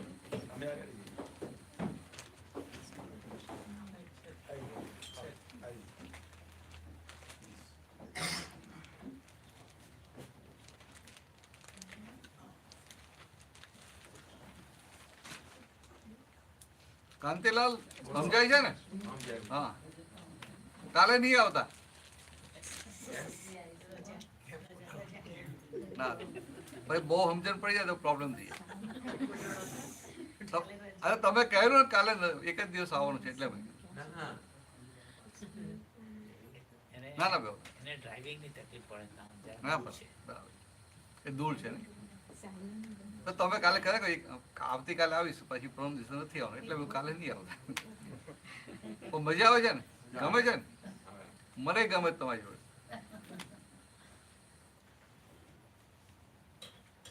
એટલે માલીભાઈ આપણે શું વાત કરતા હતા કે હું માલીની બેન છું, ખરેખર તમે માલીની બેન નથી, પણ તમને અંદર માન્યતા ઊભી થઈ ગઈ કે હું માલીની બેન છું. એટલે એને ભગવાનની ભાષામાં રોંગ બિલીફ કીધી. શાસ્ત્રની ભાષામાં બધું નથી જતું, આપણે સાદી ભાષામાં લેમન લેંગ્વેજમાં વાત કરીએ. અને દાદા ભગવાને બધી વાતો એકદમ સિમ્પલ કરી નાખી, સાદી ભાષામાં બધાને સમજાવી. એટલે જો હું આત્મા છું એ સમજ હોય, પણ આત્મા એટલે ભગવાન, એ એટલે તો હું આપણે કહીએ આત્મા છું એટલે હું ભગવાન છું એમ? એટલે જો એક વસ્તુ છે, આપણે નથી કહેતા આત્મા સો પરમાત્મા. હા, પછી વેદાંતમાં આપણે 4 સ્ટેપ બતાવ્યા, તો પછી છેલ્લે બતાવ્યું ને પ્રજ્ઞાન છેલ્લામાં છેલ્લું અહમ બ્રહ્માસ્મિ. એટલે પહેલું સ્ટેપ હું ભક્ત અને તું ભગવાન, રાઈટ. એટલે હું અને તું નો ભેદ હોય. હમ. અને છેલ્લે ભક્ત અને ભગવાનમાં ભેદ ના રહ્યો, અહમ બ્રહ્માસ્મિ, હું પોતે જ બ્રહ્મ છું. ઓકે. સમજે? એટલે સ્ટેપ તો ખરા ને, અને આપણે છેલ્લા સ્ટેપમાં પહોંચવું તો પડે ને, ઓછું પડે. આપણું બરાબર કલ્યાણ છે. ત્યારે થાય ને. બરાબર છે. એટલે આ એના માટે. એટલે તમે આત્મા છો, વાત સાચી. હું તમને આગળ વાત કરું કે તમે ખાલી શબ્દથી કહો કે હું આત્મા છું તો ચાલે ખરું? શબ્દથી તમે કહો કે હું આત્મા છું, કે હું પરમાત્મા છું, હું ભગવાન છું, તો ચાલે ખરું? ભલે ખરેખર તમે છો, છતાંય ચાલે નહીં. એ તો તમને એ ભાન થવું જોઈએ, રિયલાઇઝ થવું જોઈએ. રિયલાઇઝ થવું જોઈએ એટલે શું છે કે આ હું માલીની બેન છું, એ જે માન્યતા છે, એ જે અજ્ઞાન માન્યતા છે, રોંગ બિલીફ છે, એ રોંગ બિલીફ ફ્રેક્ચર થવી જોઈએ. અને પછી હું શુદ્ધ ચેતન છું કે આત્મા છું, એ સેટ થવું જોઈએ. એ સેટ થવું ક્યારે કહેવાય કે ગમે તેવા સંજોગ આવે, ગમે તેવી જગ્યાએ હઈએ, ગમે તે સમયે હઈએ, પણ એ હું આત્મા છું એની પર શંકા ના પડે, ત્યારે એ હું આત્મા છું એવું બોલાય એક કામનું. પણ તમે રહો છો માલીની બેન થઈને અને કહો કે હું આત્મા છું, તો કામમાં લાગે? તમે જવાબ આપો તો જવાબ તો 100% સાચો છે. પેલો કહે કે લોક કિયા જાય તો તમારો 100% સાચો હોય જાય જવાબ. સમજે? 100% સાચો હોય જાય. પણ પછી તમે અહીંથી જતા હો બહાર, અને તમારી આગળ બીજા 2-3 બહેનો જતા હોય ને એમને થયું કે આ માલીની બેન તો ગયા, ને પછી તમારી વાત કરતા હોય કે માલીની બેન ભાઈ જોવા દો ને કે એમની વાત કરવા જેવી નથી, વાતો બહુ હારી હારી કરે, તો બહુ અંદર તો બહુ પેટમાં તો બહુ પડે, સાચવજો, હમણાં દૂર રહેવું સારું. હવે તમે એને મદદ કરી હોય ને આવું એ તમારા માટે બોલે, તમને શું થાય? તમે તો આત્મા છે, દુઃખ ના થવું છે. સમજાય? એટલે હું આત્મા જો શબ્દથી બોલો છો, પણ માન્યતામાં શું છે કે હું માલીની બેન છું. સમજાય વાત? શબ્દથી બોલીએ છીએ, પણ માન્યતામાં શું છે કે હું માલીની બેન છું. એટલે પછી એને એ વસ્તુ કામ ના કરે.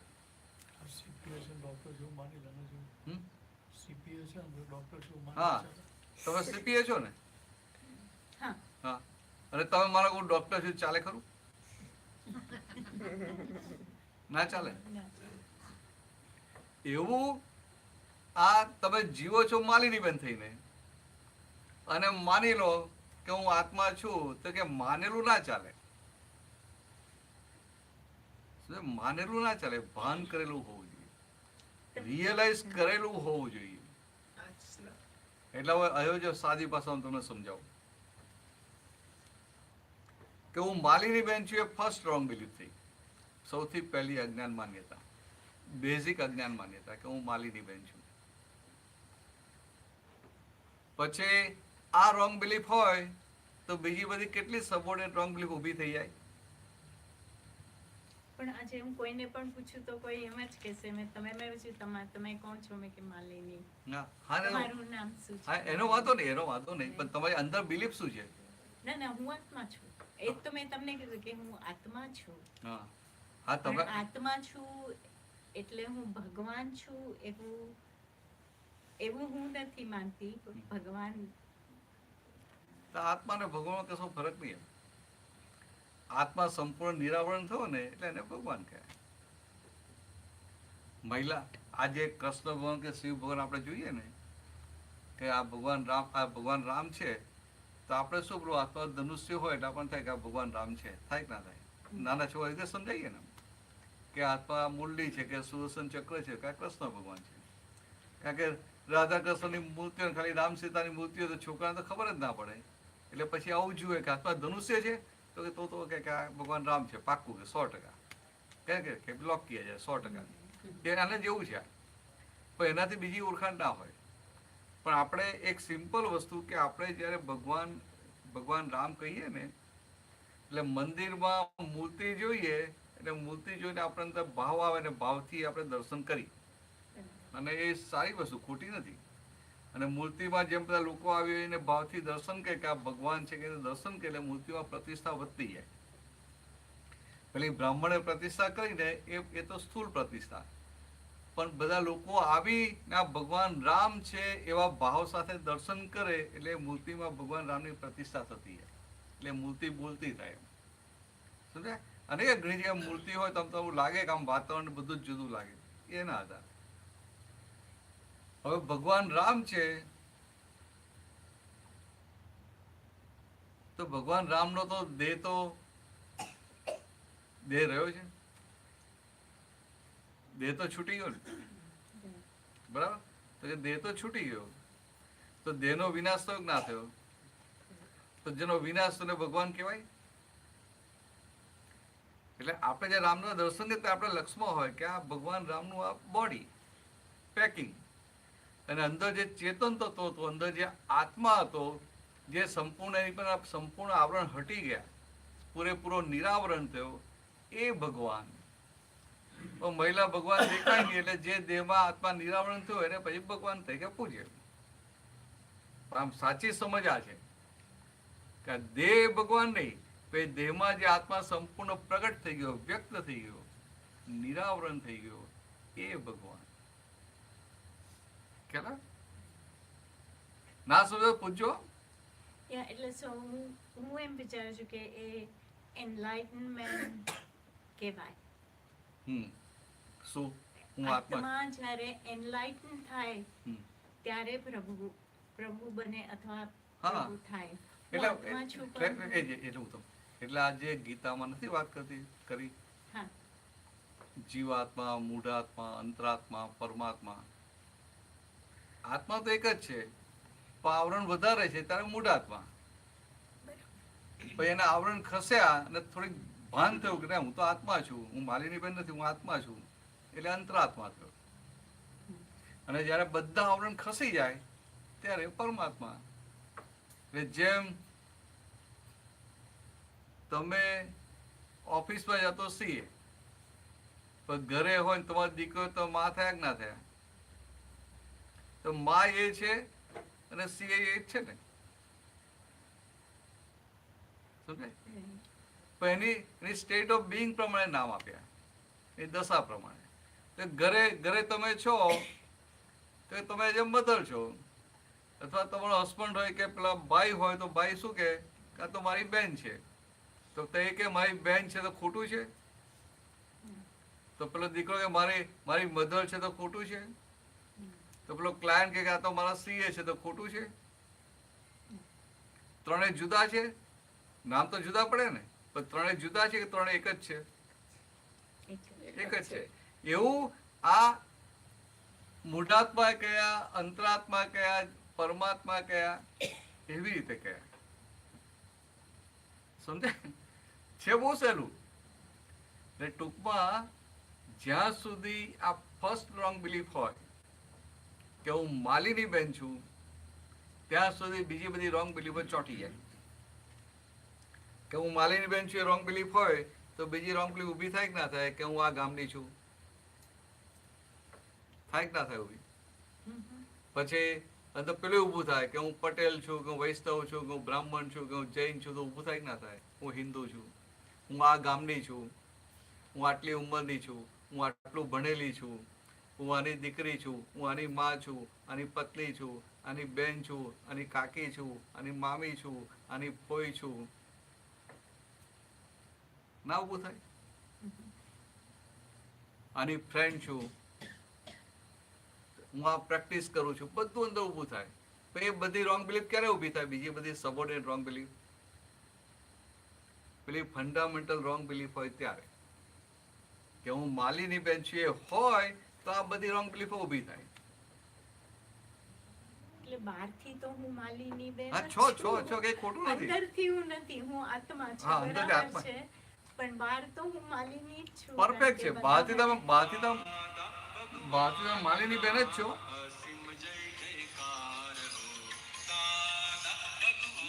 બહારથી તમે માલિની બેન જ છો, એટલે વાંધો નથી. પણ અત્યારે તમારી માન્યતામાં એવું છે કે હું માલિની બેન છું. અત્યારે તમારી બિલીફમાં, સ્ટોન્ચ બિલીફમાં બેઠેલું છે કે ના હું માલિની જ છું. ના, હું આત્મા છું. એ મને એવું રહે છે ને? મારું માનવું છે. ના ના, માનવું છે ને, એવું રહે છે. Yeah. એવું રહે છે એટલે બહાર કોઈ તમારું અપમાન કરે, તમારા માટે કંઈ ગમે તેમ બોલે, તમને અસર ના થાય ને? થાય, અસર તો અસર થાય તો તમે માલિની બેન.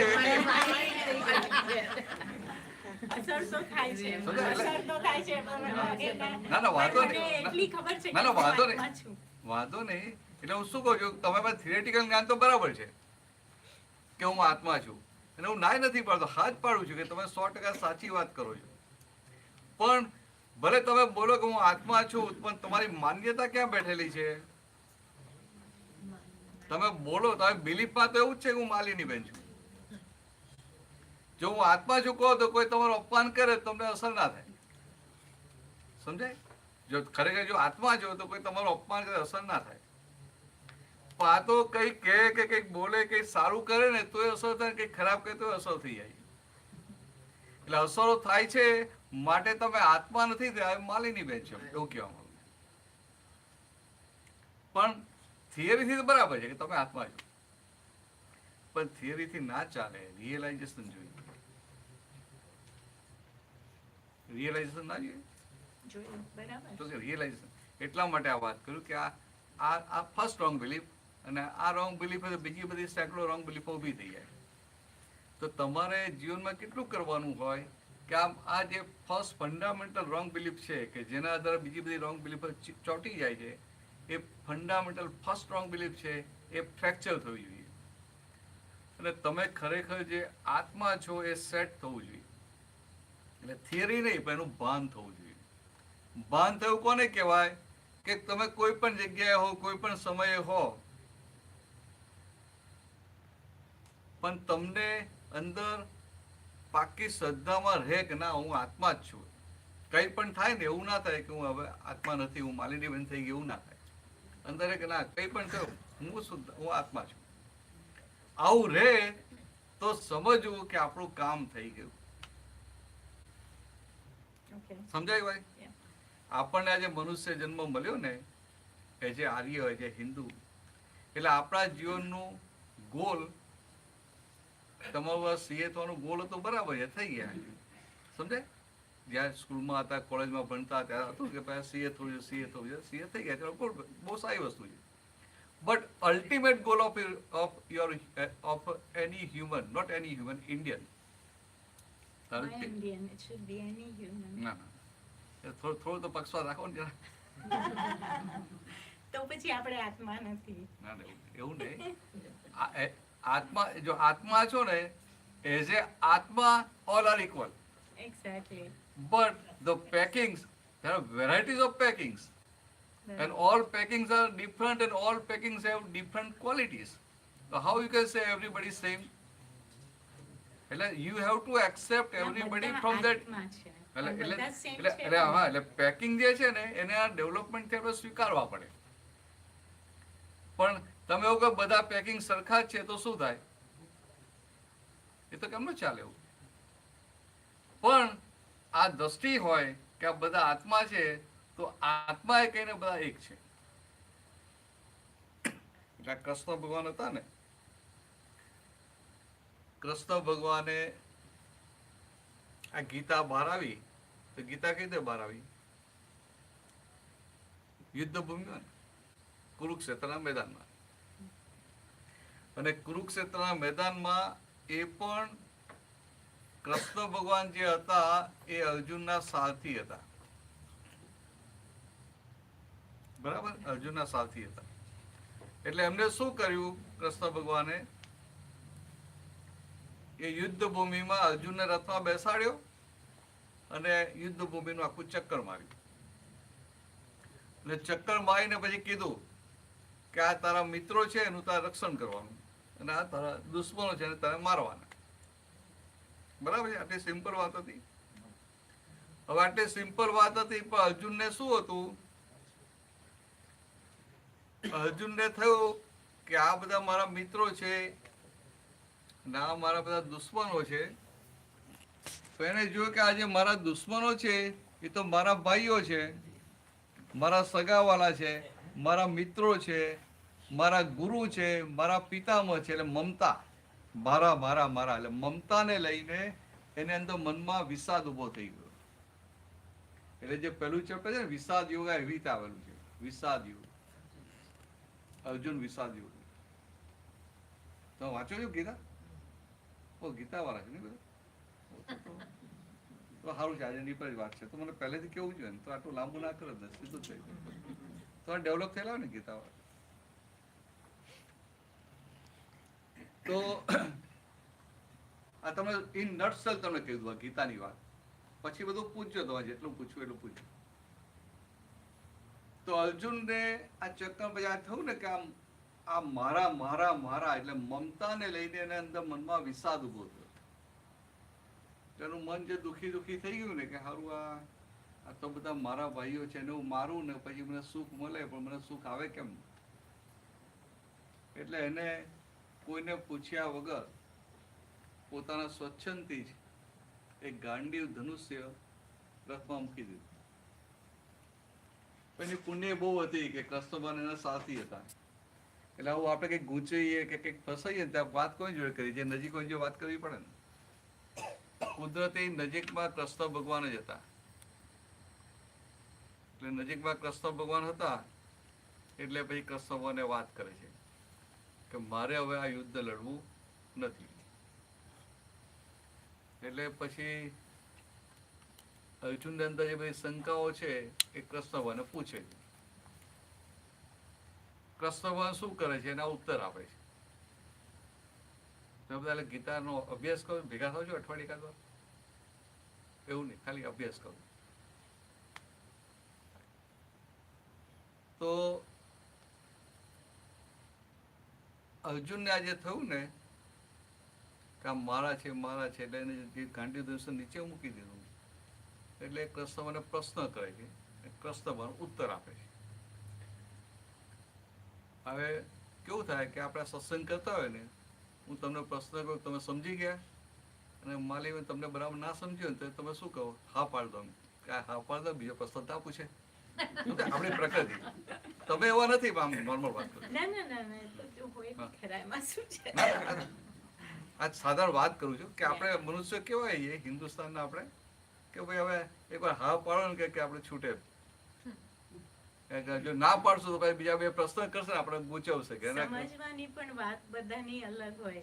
બરાબર, હું શું સમજું ને શું હા બરાબર. એ પણ એટલે અલગ હોય છે. એટલે શું થયું કે અર્જુન એવો સીધો માણસ હતો, એટલો સરળ હતો કે કૃષ્ણ ઉત્તર આપે ને ના સમજે તો બીજો પ્રશ્ન કરે. અને અર્જુને પહેલો જ પ્રશ્ન કર્યો ત્યારે કૃષ્ણ ભગવાનને તરત દેખાયું, એમને ખબર પડી કે અર્જુનનો જવાબ આપીશ તો એને સમજણ પડવાની નથી. ભગવાનને પૂરેપૂરું દેખાતું, એને કોઈ સમજણ પડવાની નથી. છતાંય અર્જુન જ્યારે પ્રશ્ન કરે છે ત્યારે કૃષ્ણ પણ પૂરી નિષ્ઠાથી એને જવાબ આપે છે, કારણ કે ભગવાન હતા એટલે જવાબ તો આપે. જોડે એમને ખબર છે કે હું જવાબ આપીશ, આ સમજાવવાનું નથી. પણ પેલી બાજુ અર્જુનનો સંયોગ કેવો હતો કે બહુ સરળ હતો, એટલે ભગવાન જવાબ આપે ને એને સમજાય નહીં, તરત બીજો પૂરો પ્રશ્ન કરે. એટલે આમ એ પ્રશ્નો કર્યા કરે. કુદરતી એવું બન્યું કે એને પ્રશ્નો કર્યા અને કૃષ્ણ મને જવાબ આપ કર્યા, ને એમાં બધું જ્ઞાન આખું બહાર આવી ગયું. બરાબર છે?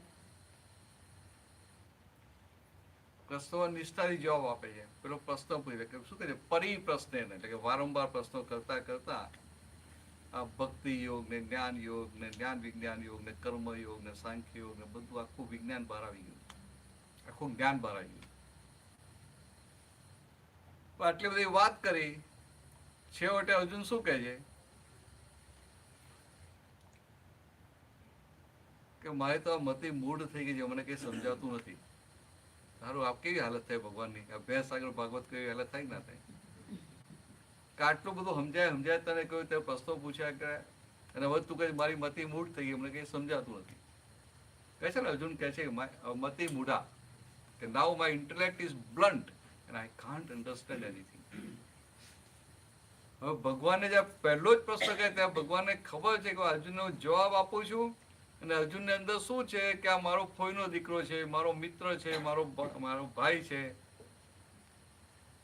એટલે અર્જુન, હું એને જે જવાબ આપું છું એ એની બુદ્ધિથી સમજવાના પ્રયત્ન કરે છે.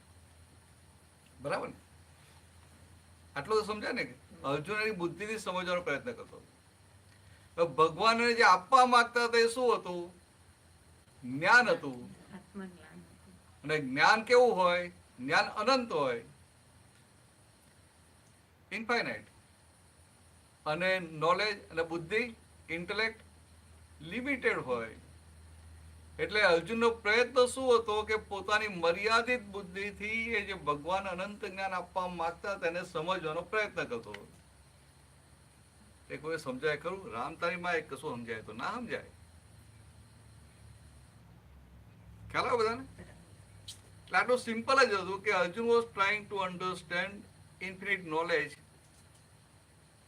with the help of his own limited intellect, and how it is possible.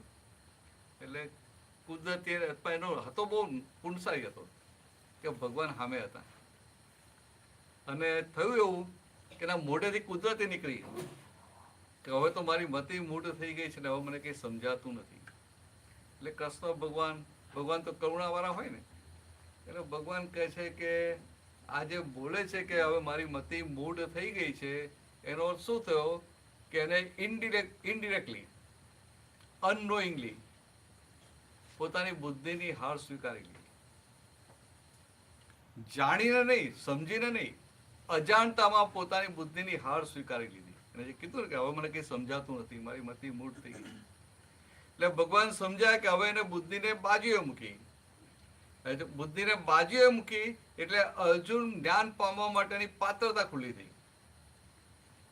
ખ્યાલ આવે? અર્જુનની પાત્રતા જ્ઞાન પામવા માટે ખુલ્લી થઈ. ને ખુલ્લી થઈ એટલે કૃષ્ણ ભગવાન એની પર કૃપા ઉતારી અને એને દિવ્ય ચક્ષુ આપે છે, ડિવાઇન વિઝન. ખબર છે આ તો બધું?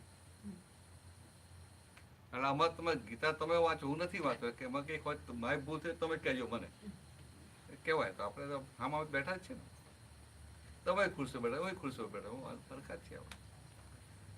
તો એ કૃષ્ણ ભગવાન આવું થાય છે એટલે એને દિવ્ય ચક્ષુ આપે, ડિવાઇન વિઝન. દિવ્ય ચક્ષુની પ્રાપ્તિ થઈ એટલે અર્જુનને શું થયું તો કે અર્જુન પહેલા ચર્મ ચક્ષુથી જોતો હતો, આ ચામડાની આંખથી જોતો હતો ને. ચામડાની આંખથી જુએ તો મને શું દેખાય? તમે બધા દેખાવ ને, એટલે બધાના પેકિંગ જ દેખાય ને. બરાબર? પેકિંગ જ દેખાય ને. પેકિંગ જોયું એટલે મને શું દેખાય કે ભાઈ આ રૂપારા છે, આ કદરૂપા છે, આ જાડો છે, આ પાતળો છે, આ લાંબો છે, આ ટૂંકો છે. સ્થૂળમાં એવું દેખાય. પછી બીજું શું દેખાય?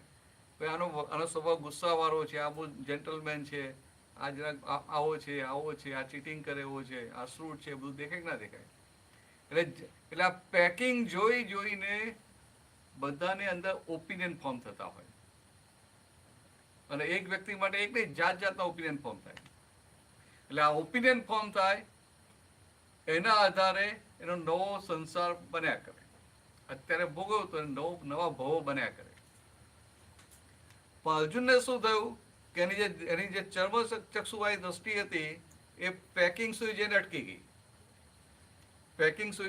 ગઈ. અને દિવ્ય ચક્ષુવાળી દ્રષ્ટિ પેકિંગને પેનિટ્રેટ કરીને પેકિંગને ભેદી અને અંદર રહેલા આત્મા સુધી પહોંચી ગઈ. એટલે અર્જુનને એટ એ ટાઈમ આ પેકિંગે દેખાયું અને મહિલા ભગવાને દેખાયા. હવે આ બંને સાથે દેખાય તો ભ્રાંતિ રે ખરી, આ બંને સાથે દેખાય તો મોહ રે ખરો. એટલે અર્જુનનો મોહ ઉડ્યો, અર્જુનનો મોહ આખો ઉડી ગયો. સમજાય છે ને? ના સમજ પૂછી લેજો, કારણ કે આ બહુ આવી વાત સાંભળવા ના મળે. ચર્મચક્ષુ કહો છો ત્યારે આમ થિંકિંગ થર્ડ આઈ.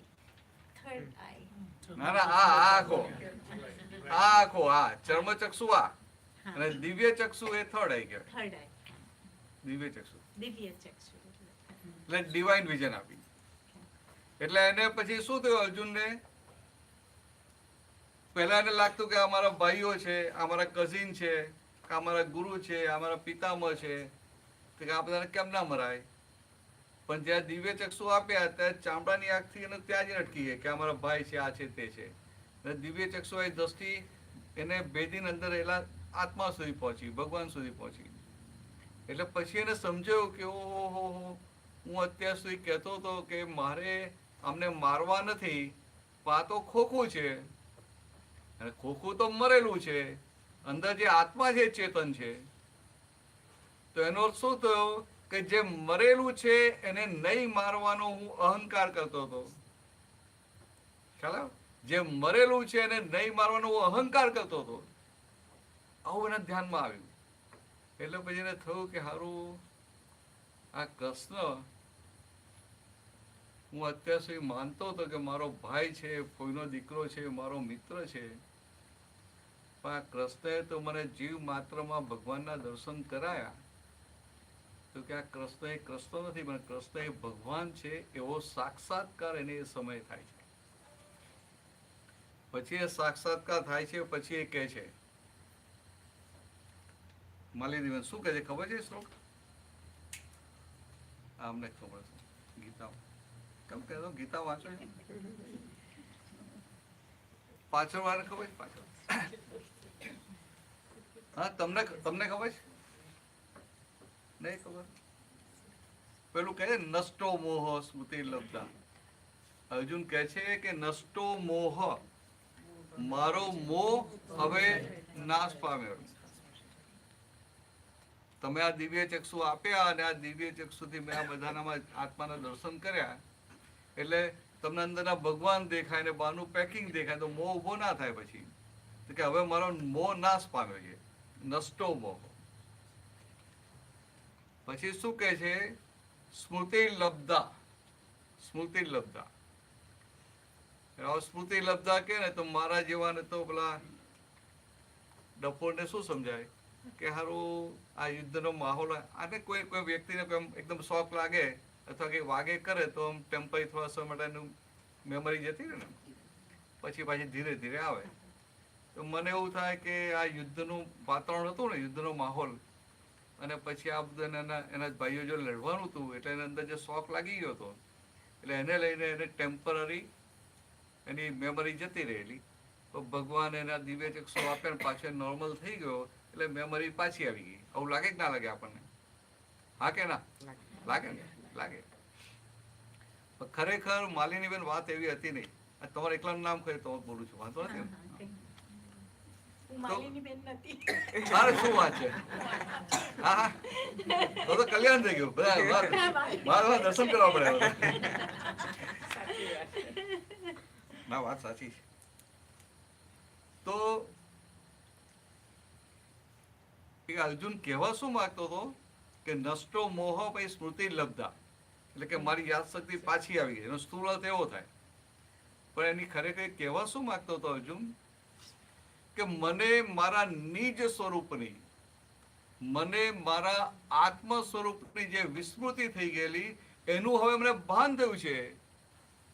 એ તત્પ્રસાદ કે તારી કૃપાથી, કૃષ્ણ કે ભાઈ તારી કૃપાથી મને મારો મોહ નષ્ટ થઈ ગયો અને મને મારા નિજ સ્વરૂપનું ભાન થયું છે. તો કે હવે તો મારે શું કરવાનું? એટલે કે જે કરીશ તે વચનમ તવ. સમજે? આવી રીતે વાત કરે છે.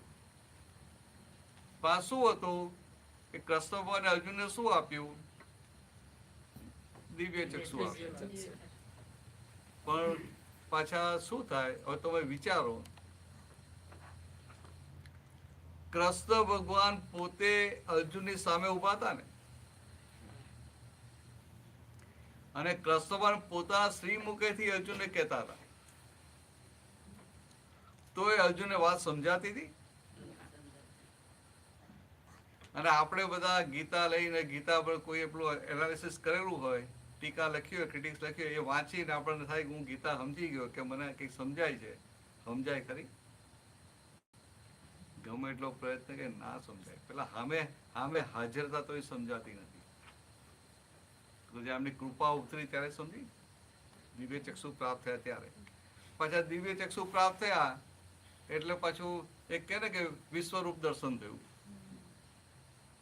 હવે વિશ્વરૂપ દર્શન થયું કે પાછા બધા પોતપોતાની કલ્પનાઓ દોડાવે, પોતપોતાની કલ્પનાઓ, ઇમેજિનેશન દોડાવે કે ના દોડાવે.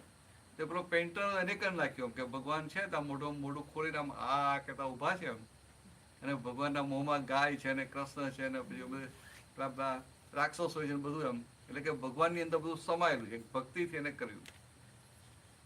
તો કે શું થઈ ગયું? આમ કેવું થઈ ગયું? ભૂલ કેવી થઈ ગઈ કે વિશ્વરૂપ દર્શન શબ્દ છે. વિશ્વરૂપ દર્શન ખબર છે ને? તો ગીતામાં એ શબ્દ વિશ્વરૂપ દર્શન. એટલે લોકોએ શું જોયું કે વિશ્વ તો કેવું છે? વિરાટ છે. એટલે ભગવાને શું કર્યું તો કે અર્જુને વિરાટ દર્શન કરાયું. અને પછી કથાના યુગમાં તો શું થાય કે આ વિરાટ દર્શન કરે પછી સ્ટોરી મૂકી દી કે અર્જુનને પછી ભગવાને જોઈને એવો ભયભીત થઈ ગયો. એટલે ભગવાનને હાથ જોઈને પ્રાર્થના કરી, પ્રભુ તમારું ઓરિજિનલ સ્વરૂપ લઈ લો, મારાથી આ જોવાતું નથી. સમજે? આવું બધું આવી વાત આવે. પણ ખરેખર ભગવાનને જોઈને ક્યારે બીક લાગે ખરી? ભગવાનને જોઈને ભય લાગે ખરો? વાત સમજવા માટે તો કે આ વિશ્વરૂપ દર્શન એટલે શું હતું? અર્જુનને આખું વિશ્વ, એનું રૂપ કેવું છે એનું દર્શન થયું. એટલે સાદી ભાષામાં કહું કે અર્જુનને આખું વિશ્વ એઝ ઇટ ઇઝ, જેમ છે તેમ દેખાયું. ખ્યાલ? આખું વિશ્વને જેમ છે તેમ દેખાયું. પહેલાને શું દેખાતું હતું? પહેલાને પેકિંગ દેખાતું હતું, અને પેકિંગ જોઈને ભ્રાંતિ થતી હતી. હવે પેકિંગે દેખાય ને મહિલા ભગવાને દેખાય. એટલે શું થયું કે આખું વિશ્વરૂપ દર્શન થયું. આખા એમાં ખાલી કૃષ્ણ ભગવાનમાં ખાલી ત્યાં ઉભા હતા એમાં? તો કે ના, એને બધા જીવ માત્રમાં એ પેકિંગ અને મહિલા ભગવાન, પેકિંગ ને મહિલા આત્મા બંને દેખાવા માંડ્યા. એટલે કે એને વિશ્વરૂપ દર્શન થયું. આખું વિશ્વ જેમ છે તેમ દેખાયું. પણ આપણે સમજીએ શું? એટલે શું થાય? શાસ્ત્રો આપણે વાંચીએ ખરા, પણ સમજવાનો જે પ્રયત્ન કરીએ આપણી ઇન્ટેલેક્ટથી, આપણી મતિથી, અને પાછું આપણી બુદ્ધિ પ્રમાણે અમુક સમજાય ને અંદર આનંદ થાય કે આ મને સમજાઈ ગયું. અને પાછા આપણે બીજાને સમજાવવા જઈએ કે ના જઈએ? ના જઈએ. ખાસ તો છોકરાને બરાબર સમજાવીએ, કારણ કે બીજા તો સાંભળે નહીં. બીજા સાંભળે નહીં. હવે આ કેટલી બેઝિક વાત છે કે આમાં બે વાત આવે કે આ ગીતા આપણે આપણી બુદ્ધિથી સમજવા જઈએ તો સમજાય નહીં. સમજાય મનોહરભાઈ? બુદ્ધિથી ના સમજાય. કૃષ્ણ ભગવાન જાતે હતા ને તોય અર્જુનને સમજાય નહીં, કારણ કે બુદ્ધિથી સમજવા જતો હતો. તો આ તો કૃષ્ણ ભગવાન તો ગયે કેટલા 5,500 વર્ષ થઈ ગયા ને. હવે એ ગીતા ત્યાં બોલાઈ, આજે આપણે એના પુસ્તક વાંચીએ આટલા વર્ષો પછી, તો કેમ કેને સમજાય? નહીં સમજાય. તો સમજાય? દેવેન સમજાય? ના સમજાય. એ તો એની પર કૃપા ઉતરી ત્યારે સમજ્યું કે મહિલા ભગવાનની કૃપા ઉતરી. તો આ પણ એવું જ છે આખું, કે તમે બોલો ને કે હું આત્મા છું, એ શબ્દથી રહી જાય,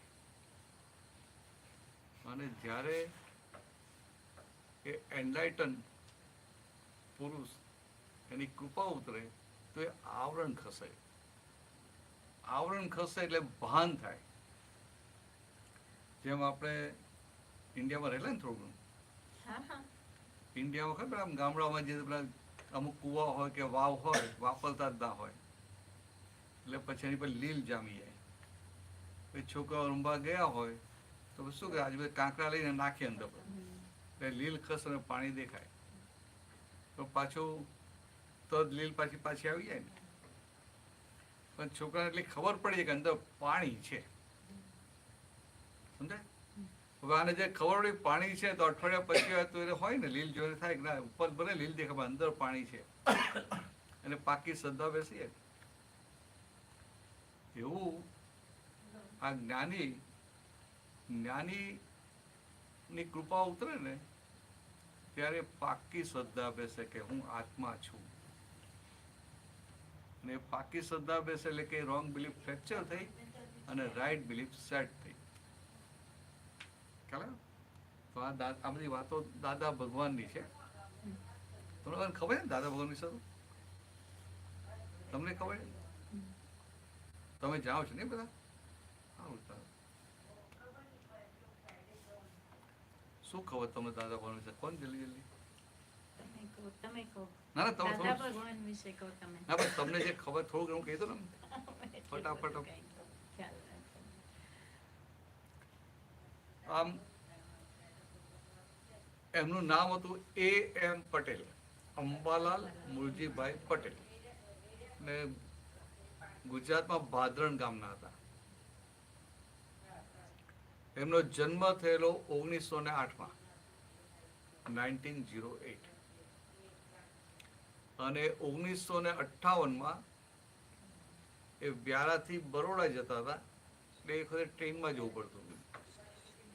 તો પાછી ડાયરેક્ટ ટ્રેન ના હોય એટલે સુરતમાં ટ્રેન બદલવી પડે. એટલે સુરતમાં એ 3 નંબરના પ્લેટફોર્મ પર સાંજના સમયે બેઠેલા ત્યારે કુદરતે એ બધા આવરણો ખસ્યા. એટલે મહિલા ભગવાન નિરાવરણ થયા, ખુલ્લા થયા.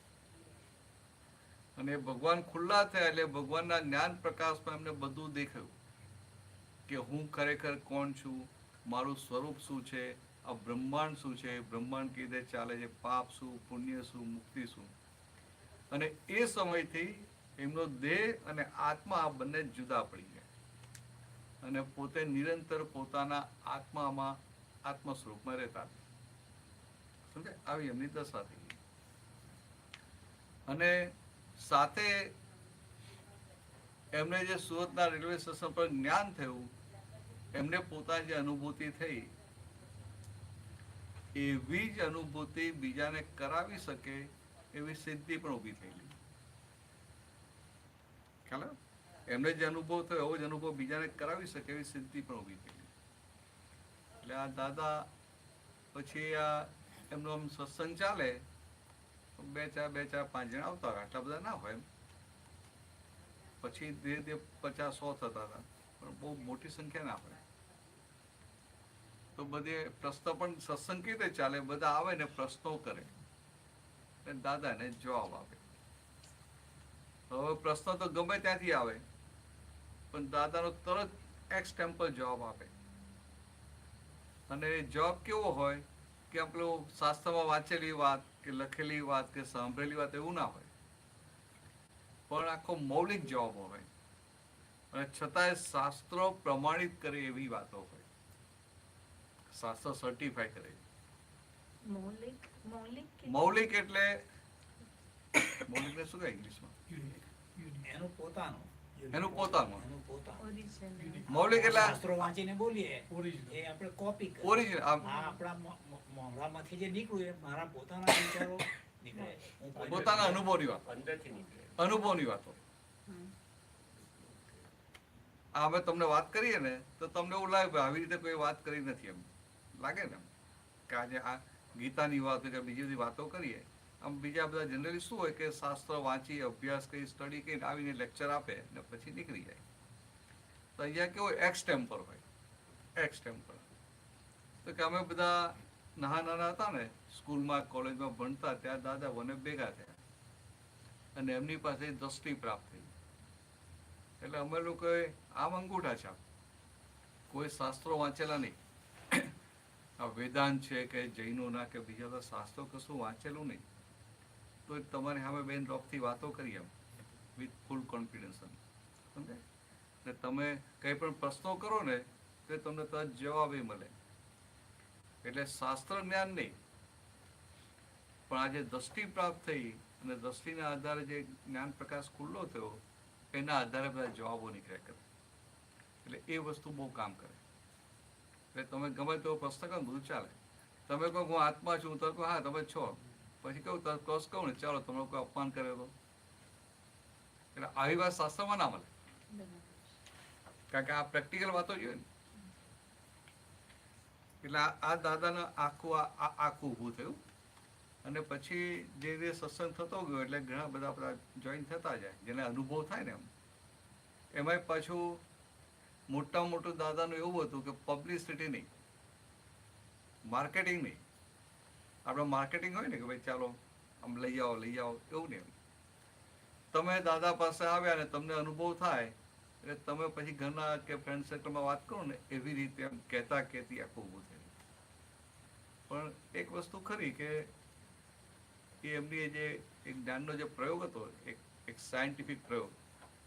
એટલે એ પ્રયોગમાં શું થાય કે આ જે તમારી બિલીફ છે કે હું માલિની બેન છું અને તમે ખરેખર છો આત્મા, તો બેની વચ્ચે એક લાઇન ઓફ ડિમાર્કેશન લખાઈ જાય. એટલે આઈ અને માય બંને જુદા પડી જાય. એવો એમનો એક પ્રયોગ છે.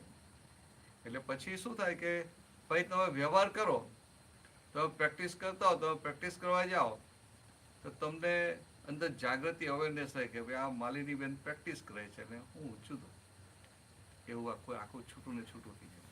એટલે એ પછી દિવસે દિવસે આખું વધતું જાય. એટલે સંસારમાં રહેવા છતાં સંસાર અડે નહીં. અત્યારે જે બધી વસ્તુની અસર થાય ને એની અસરમાંથી મુક્ત થઈ જાય. એટલે પૂછો ચાલો હવે આગળ. કૃષ્ણની વાત સમજાય ને બધા. આજે આપણે ગીતા પર વાત, એટલે આ ગીતાની વાત આવી છે, આટલી સિમ્પલ વાત છે. પછી બહુ બધું આવે એમાં કે કૃષ્ણ ઘણી બધી વાત કરી. અર્જુન પહેલા શરૂઆતમાં કે અર્જુન સાત્વિક પ્રકૃતિનું ઓઠું લઈને કે મારે આ બધાને મારવા નથી, આ બધા મારા સગા છે, મારા ભાઈઓ છે, મારું તો મને કેમનું સુખ આવે. ભગવાન સમજી ગયા કે આ સાત્વિક પ્રકૃતિનું ઓઠું લે છે. તો ભગવાન કહે ખરા કે આ તો તું પ્રકૃતિના ગુણોની વાત કરે છે, તારી વાત નથી. એમ સાત્વિક ક્વોલિટી કોઈની હોય એ આત્માની કે દેહની?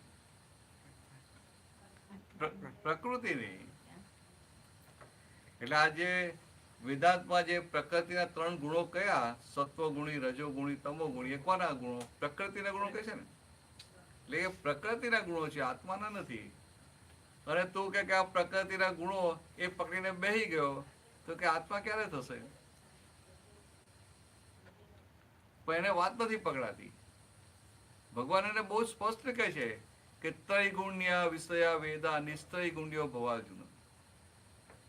હે અર્જુન, આ પ્રકૃતિ ત્રિગુણાત્મક છે અને તું આ પ્રકૃતિના 3 ગુણોથી પર થશે. when you will go beyond પ્રકૃતિ, ત્યારે તારું કામ થશે, ત્યારે તારું કલ્યાણ થશે. સમજાય? એટલે આ ભગવાનની વાતો આવી બધી હોય.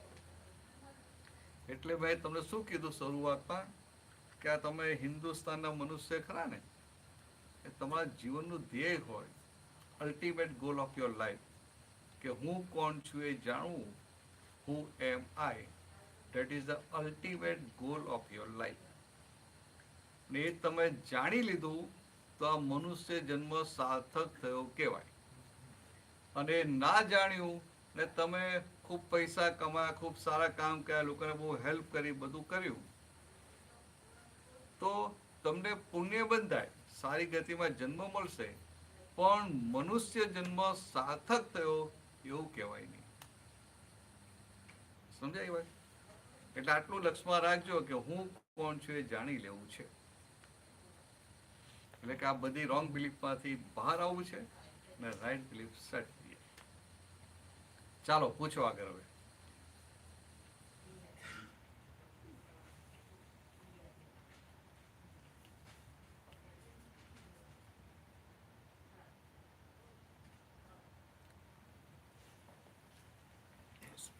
નથી તે પ્રશ્નો નથી, કઈ ને આપણે વહેલું પૂરું કરી દઈશું.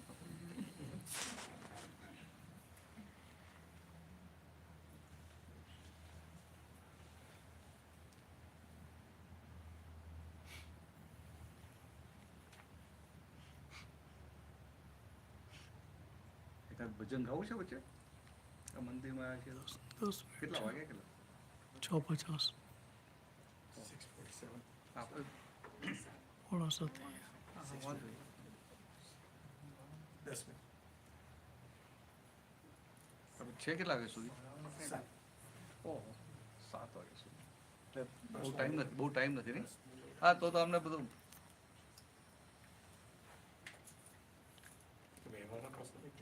હા હા આમાં તો બધું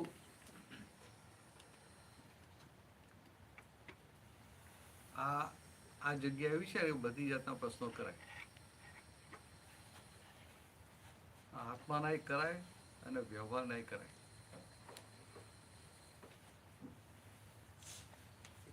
આરતીની થાળી લાવેલી છે એટલે કૃષ્ણ ભગવાનની આરતી કરો. જોઈએ તો ટાઈમ જતો તો આરતી કરી.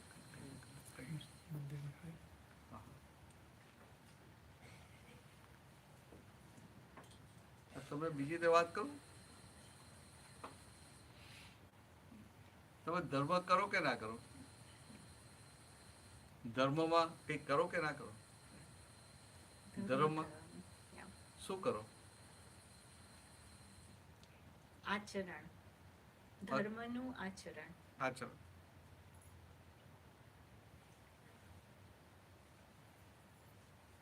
તો ભાઈ મંદિરમાં જવું નહીં? જઈએ છીએ પણ ધર્મનું આચરણ હોય અને મંદિરમાં જવું ના આવે ને ભાઈ. આચરણમાં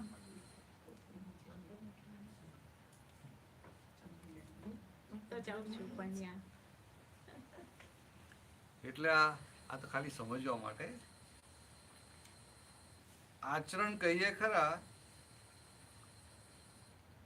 પણ ભગવાનનો બેઝિક પ્રિન્સિપલ શું છે?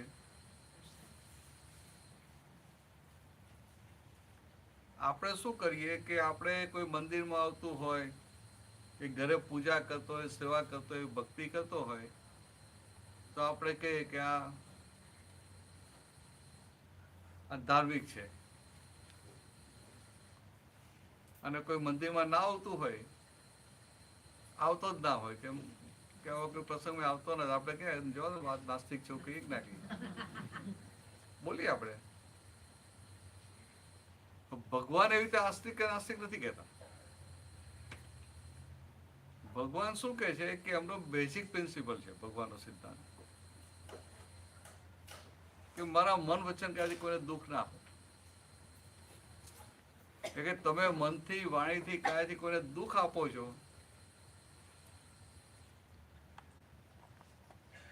તો એ ભગવાનનો જે બેઝિક સિદ્ધાંત છે એ તૂટે. અને તમારી મન વચન કાંઈ કોઈને દુઃખ આપવાની ભાવના નથી અને કોઈને દુઃખ થાય ને તમને માફી માંગે, તમને ખૂંચે છે, તમને પિંચિંગ થાય છે, તો તમે આસ્તિક છો. પાછું ત્યાં સુધી કીધું કે કોઈ વ્યક્તિ ભગવાનને માનતો ના હોય, મંદિરમાં આવતો હોય, કહેતો હોય હું તો ભગવાનને માનતો નથી એવું બોલે ખરું, પણ આ ભગવાનના આ બેઝિક પ્રિન્સિપલનું પાલન કરતો હોય તો લોકો ભલે કંઈક નાસ્તિક છે પણ ભગવાન માટે આસ્તિક છે. સમજાય વાત? અને કોઈ રેગ્યુલર મંદિરમાં આવતા હોય પણ પછી આવી રીતે દુઃખ જ આપ થયા કરતો હોય એનાથી બધાને, અને પાછું એ નહીં થાય કે ના ના તો ભૂલ તો એની જ છે ને. તો કે ભલે લોકો એને આસ્તિક કે પણ ભગવાનની ભાષામાં નાસ્તિક કહેવાય. સમજાય એ વાત? તો એક દાખલો આપું. એક બેન હતા, વૈષ્ણવ હતા. એટલે વૈષ્ણવ આપણે કૃષ્ણના મંદિરમાં સવારે જાય ને મંગલા આરતી કરવા માટે, ખબર છે ને? હશે ને પેલા વૈષ્ણવ તે માજી મંગલા આરતી કરવા જાય, રોજ જાય, ને વર્ષોથી 40-50 વર્ષથી આખો નિયમ આમ ને જાય. એટલે સવારે ઉઠીને પેલા સીધા ત્યાં જ દોડતા હોય મંદિર. તો એકવાર આપણું જ્યાં રાતના લગ્નમાં ગયેલા મોડું થયું એટલે એમના દીકરાની વહુએ કીધું કે બા તમે એક કામ કરો ને કે તમે છોકરાને જ્યાં તૈયાર કરો અથવા તો એમનો નાસ્તો બનાવી દો, આજે મોડું થઈ ગયું છે ને. તો એને શું કીધું કે ના ભાઈ બા તો મંગલા આરતીનો નિયમ છે, 50 વર્ષથી કે વરસાદ હોય ઠંડી હોય મેં નિયમ તોડ્યો નથી. એટલે પછી તો મંદિરે ગયા જલ્દી પાછા જલ્દી પાછા આવી ગયા દર્શન કરીને. એક સમજવા માટે ભગવાન એમના દર્શન સ્વીકારે ખરા? ભગવાન શું કે આ ઘરમાં જીવતી મૂર્તિને તરછોડીને તું પથ્થરની મારી મૂર્તિના દર્શન કરવા આવ્યા કે ના કે? સમજાય? એટલે આપણે કેવું હોય કે વ્યવહાર પ્રેક્ટિકલ હોય. તમે ઘરનાને દુઃખ થાય મંદિરમાં દર્શન કરવા જાઓ તો ભગવાન સ્વીકારે નહીં. આવા સંજોગોમાં તો ઘરમાં પેલા છોકરાની સેવા કરે ને એ જ સાચી ભક્તિ નથી. એક સમજવા માટે તો કે આવું આવી રીતે ભગવાનને સમજવાના છે. અથવા ધર્મ કરવો હોય તો એક વસ્તુ સમજી લેવાની કે આપણને ઘરમાં કે બહાર કોઈની જોડે અથડામણ ના થાય ને એટલું થઈ જાય. ઘરમાં કે બહાર કોઈ અથડામણ ના થાય તો અહીંયા તો બહુ ના થાય, એમાં તો નહીં. એ બધા દૂર હોય ને, દૂર રહેતા હોય ને અથડામણ કેમ નહીં કરે? બોમ્બેમાં તો ફ્લેટમાં નજીક હોય ને ભાઈ, સગાવાળા નજીક રહેતા હોય તો સગાવાળા ક્યાંય ના ક્યાંય હોય તો ભેગા થાય તો અથડામણ થાય ને, બરાબર છે? એટલે અથડામણ ના થાય. પણ કેવું છે કે દેહથી કે વાણીથી નહીં મનથી અથડામણ થયા કરતી હોય. અને ઘરમાંય થાય ને ઓફિસમાંય થાય, બધે થયા કરે. તો દાદા ભગવાને આવું કહેલું કે એને બીજું ધર્મમાં ભલે કઈ સમજ ના પડે તો ક્યારેય કોઈની સાથે અથડામણમાં ના આવે ને તો એનો મોક્ષ પાકો. માલિનીબેન સમજાય? વાક્ય સિમ્પલ કહ્યું, પણ તમે કોઈ જો અથડામણમાં ના આવો ને કોઈ તમારા બધા વચ્ચે અપમાન કરી નાખે તો તમને અંદર હૃદય લાલ લાલ થાય કે ના થાય? ના થાય કે જોઈ લઉં, આમ કરું તેમ કરું, એને કટ્ટું સાઈઝ કરું, સમજે શું એમ બધું અંદર ઊભું થાય કે ના થાય?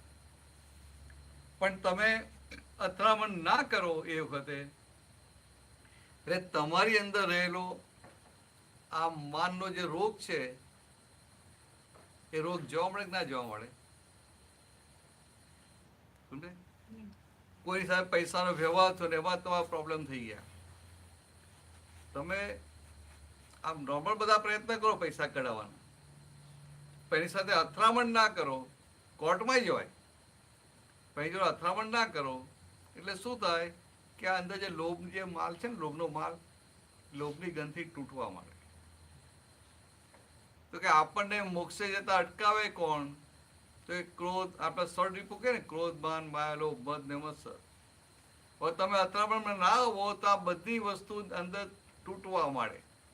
ક્રોધે તૂટે, માને તૂટે, લોભે તૂટે, માયા તૂટે, મદે તૂટે, મત્સરે તૂટે, રાગ દ્વેષે જોવા મળે. તો કે આ એવું સિમ્પલ વાક્ય આપ્યું કે એક જ વાક્ય પકડી લે પછી બીજું બધાને ધર્મ કે આ કશું ખબર ના પડે, કે આ ગીતા ખબર ના પડે ને, પણ એક વાક્ય પકડી લીધું તે મોક્ષે પહોંચી જાય. સમજાય તમને? તમને ખ્યાલ આવે? આ એક વાક્ય અને એવું સુંદર છે આપણે ઘરમાં તમારા ઘરમાં અથડામણ થાય કે ના થાય? ઘરમાં થાય કે ના થાય? હા, પેલા પાછળ બેન જલ્દી હા પાડે છે. આ તમે આટલો વિચાર એ મજબૂત છે ને તો હા પાડે. તમે જ્યાં પેલા છો ને તમને બીક લાગે એટલે સસ જાઓ કે થાય જ ને એમ. એટલે કે બધા થતી હોય એટલે એમાં કે આપણે કઈ શરમાવાનું ના હોય. એ ઘરમાં અથડામણ થાય પણ મુખ્ય વાત શું છે કે આપણને ઘરમાં અથડામણ થાય કેમ?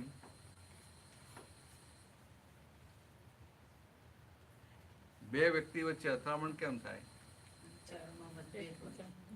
હા, વિચારોમાં મતભેદ હોય. પરફેક્ટ છે. હા, આર્ગ્યુ કરે. પણ આર્ગ્યુ સાચી વાત નો કરે, ખોટી વાત નો કરે. ના, બંનેને એવું લાગે મારી વાત સાચી છે.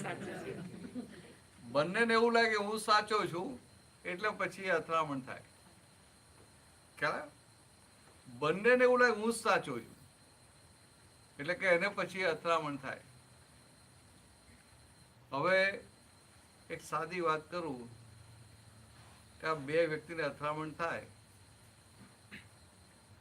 તો નુકસાન કોને થાય? જે સાચો હોય ને થાય, ખોટો હોય ને થાય. શું વાત છે, તમને આટલું બધું ખબર પડે છે? સારું કહેવાય કે સાચો હોય એને નુકસાન થાય ને ખોટો હોય એને નુકસાન થાય. હા, હા, બધી આ તો ખાલી આમ જ આવીએ છે ટાઈમ પાસ કરવા માટે.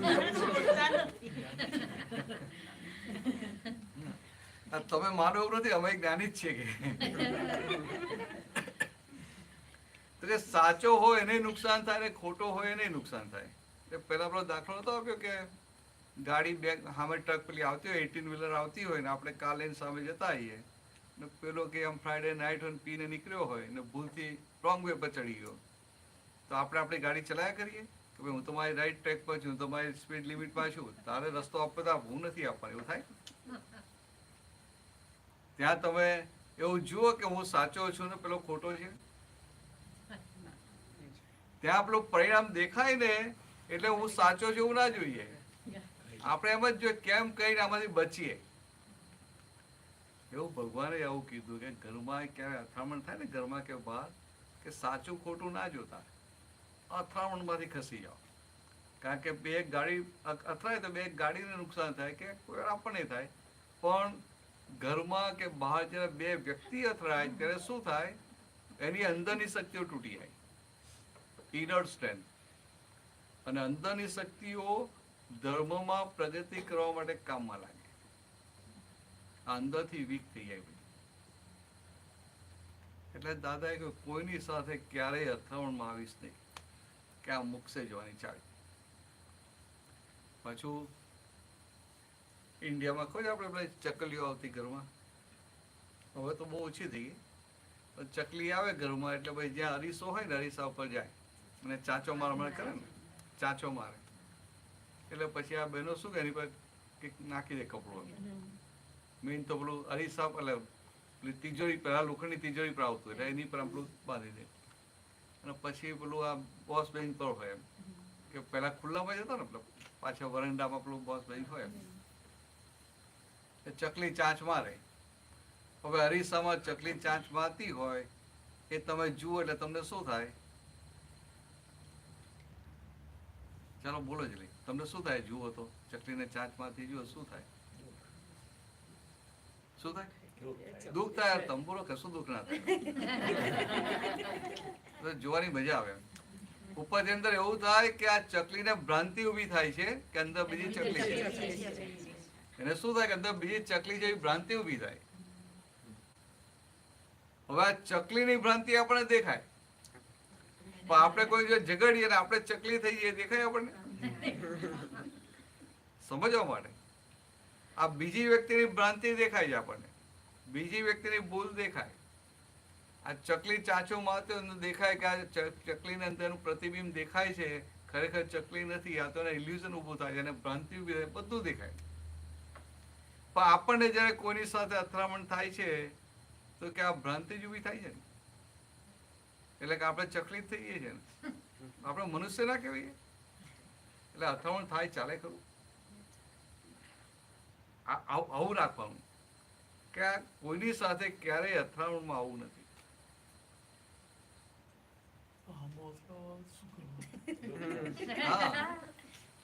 હા બરાબર, સામો અથડાવા શું કરવાનું? મારે તો અથડાવું નથી, મેં તો 2 વાર છોડી 3 વાર છોડી, પેલો સામે અથડાય જ કે હું શું કરવું? કે મારે ના બોલે તો મોંમાં હાથ કરીને બોલા, આંગળા કરીને બોલાવે તો કરવું શું? કે થાય ને. પણ તમને એક દાખલો આપું. આ પેલા રાજાઓ હતા ને, રાજા રસ્તા પર ચાલવા નીકળ્યો હોય, ને પેલા તો રોડે કેવાય નાના હતા ને, ભલે રાજ હોય તો મોટું તો બરોડા સિટી હોય તો રાજમહેલની સામે રોડ હોય તો બહુ નાનો અમથો રોડ હોય. તો એ રાજા સવારના પરમાં લટાર મારવા નીકળ્યો હોય, વોક કરવા નીકળ્યો હોય, મોર્નિંગ વોક માટે, અને સામેથી પેલો આખલો આવે, મસ્ત આખલો હોય, આમ સિંગડામાં વીતતો આવતો હોય, તો રાજા એને એવું કે આ મારું રાજ્ય જ્યાં મારું રોડ છે, તું સાઈડમાં ખસે, એવું કે ચાલ્યા કરે? તો કે ના. સમજાય? તો કે રાજા એ સમજે કે હવે હું આગળ જઈશ ને આખલું માથું મારશે ને તો મારા હડકા ભાગશે ને કઈ નહીં થાય. એટલે રાજા અથડામણમાં આવે ખરો? રાજા જેવો રાજા પણ આખલાની અથડામણમાં ના આવે.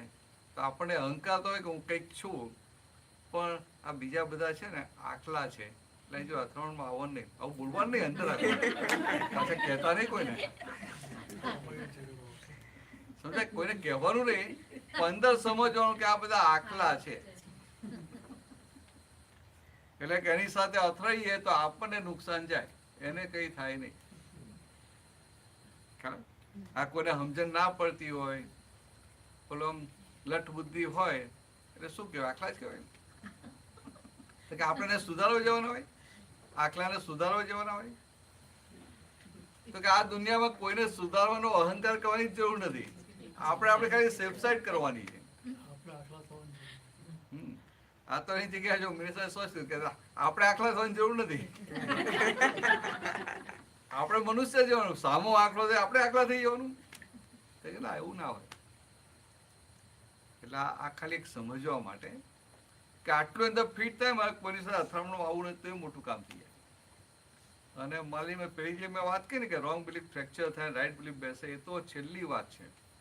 એટલે એ તો તમારે ભાવના રાખવાની છે. આ મનુષ્ય જન્મ મળ્યો ને કે ભાઈ આવી મને કઈ પ્રાપ્તિ થઈ જાય ને હું કોણ છું મને ભાન થઈ જાય, તો કે ભાન થયું એટલે આપણું કાયમનું કામ થઈ ગયું. હા, એ પાછું લોચા જ પડે. આ તો ઓડિટર કહેવાય ને, ઓડિટર કહેવાય ના, આ ઓડિટ. હા, એટલે આ ઓડિટરે બધાનું ઓડિટ કર્યા કરતા હોય ને. આત્મા છું. ના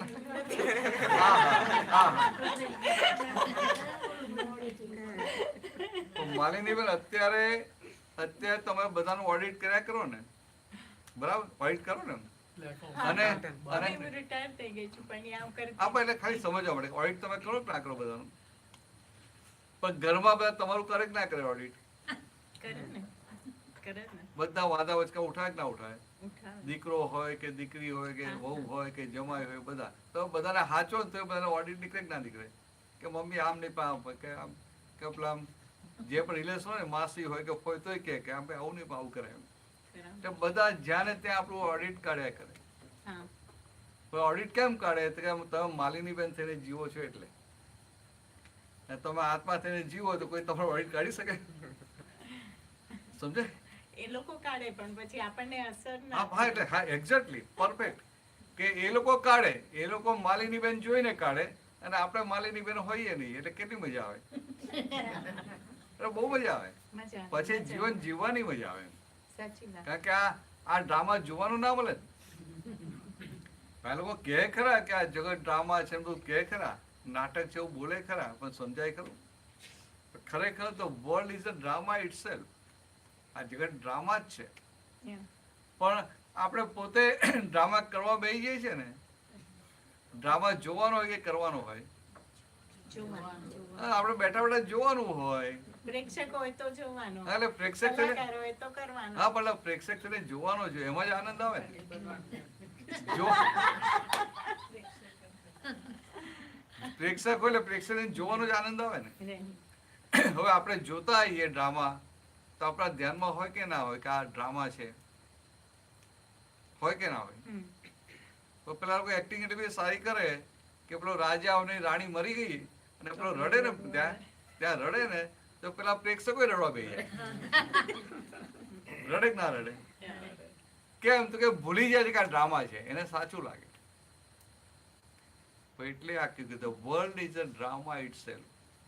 એટલે કે સાચું લાગે છે પણ ખરેખર સાચું નથી. એટલે આ માલિનીબેન સાચા લાગે ખરા પણ માલિનીબેન તો વિના છે એટલે સાચા ના કહેવાય, પણ તમે જે આત્મા છો એ સાચા. એટલે એનું ભાન કરી લેવાનું, એનો અનુભવ કરી લેવાનો. એટલે એટલું કરી લેજો કે બીજી વાર આવું ત્યાં મને જ્યાં એવું બતાવજો કે ભાઈ આ થઈ ગયું. બરાબર ને? તમે કઈ બધા તમારું નામ ખબર નથી એટલે પછી આ એકનું પૂછ્યું ને બધાને યાદ ના રહે ને પાછા. હા તો બીજા વર્ષમાં પૂછાય પેલા માલિનીબેન ક્યાં ગયા.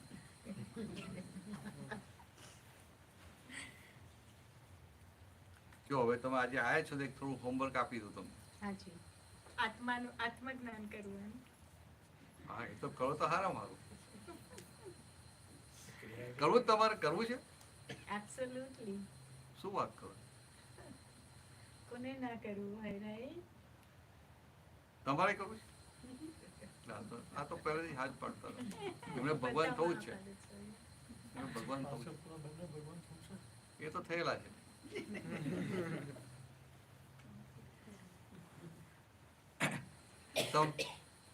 તમારે પ્રાપ્ત કરવો છે? પ્રાપ્ત કરેલો તમે? જ્ઞાન લીધેલું છે ને હા એને તો હા એ મને ખ્યાલ છે. તારે બાકી છે. બાકી છે. શું કર્યું એટલે શું કર્યું? એ છે ને ઓ જ્ઞાન. એ છે ને એક પ્રયોગ છે, એવો પ્રયોગ છે. હા. એમાં તમારે કલાક બેસવું પડે. હા.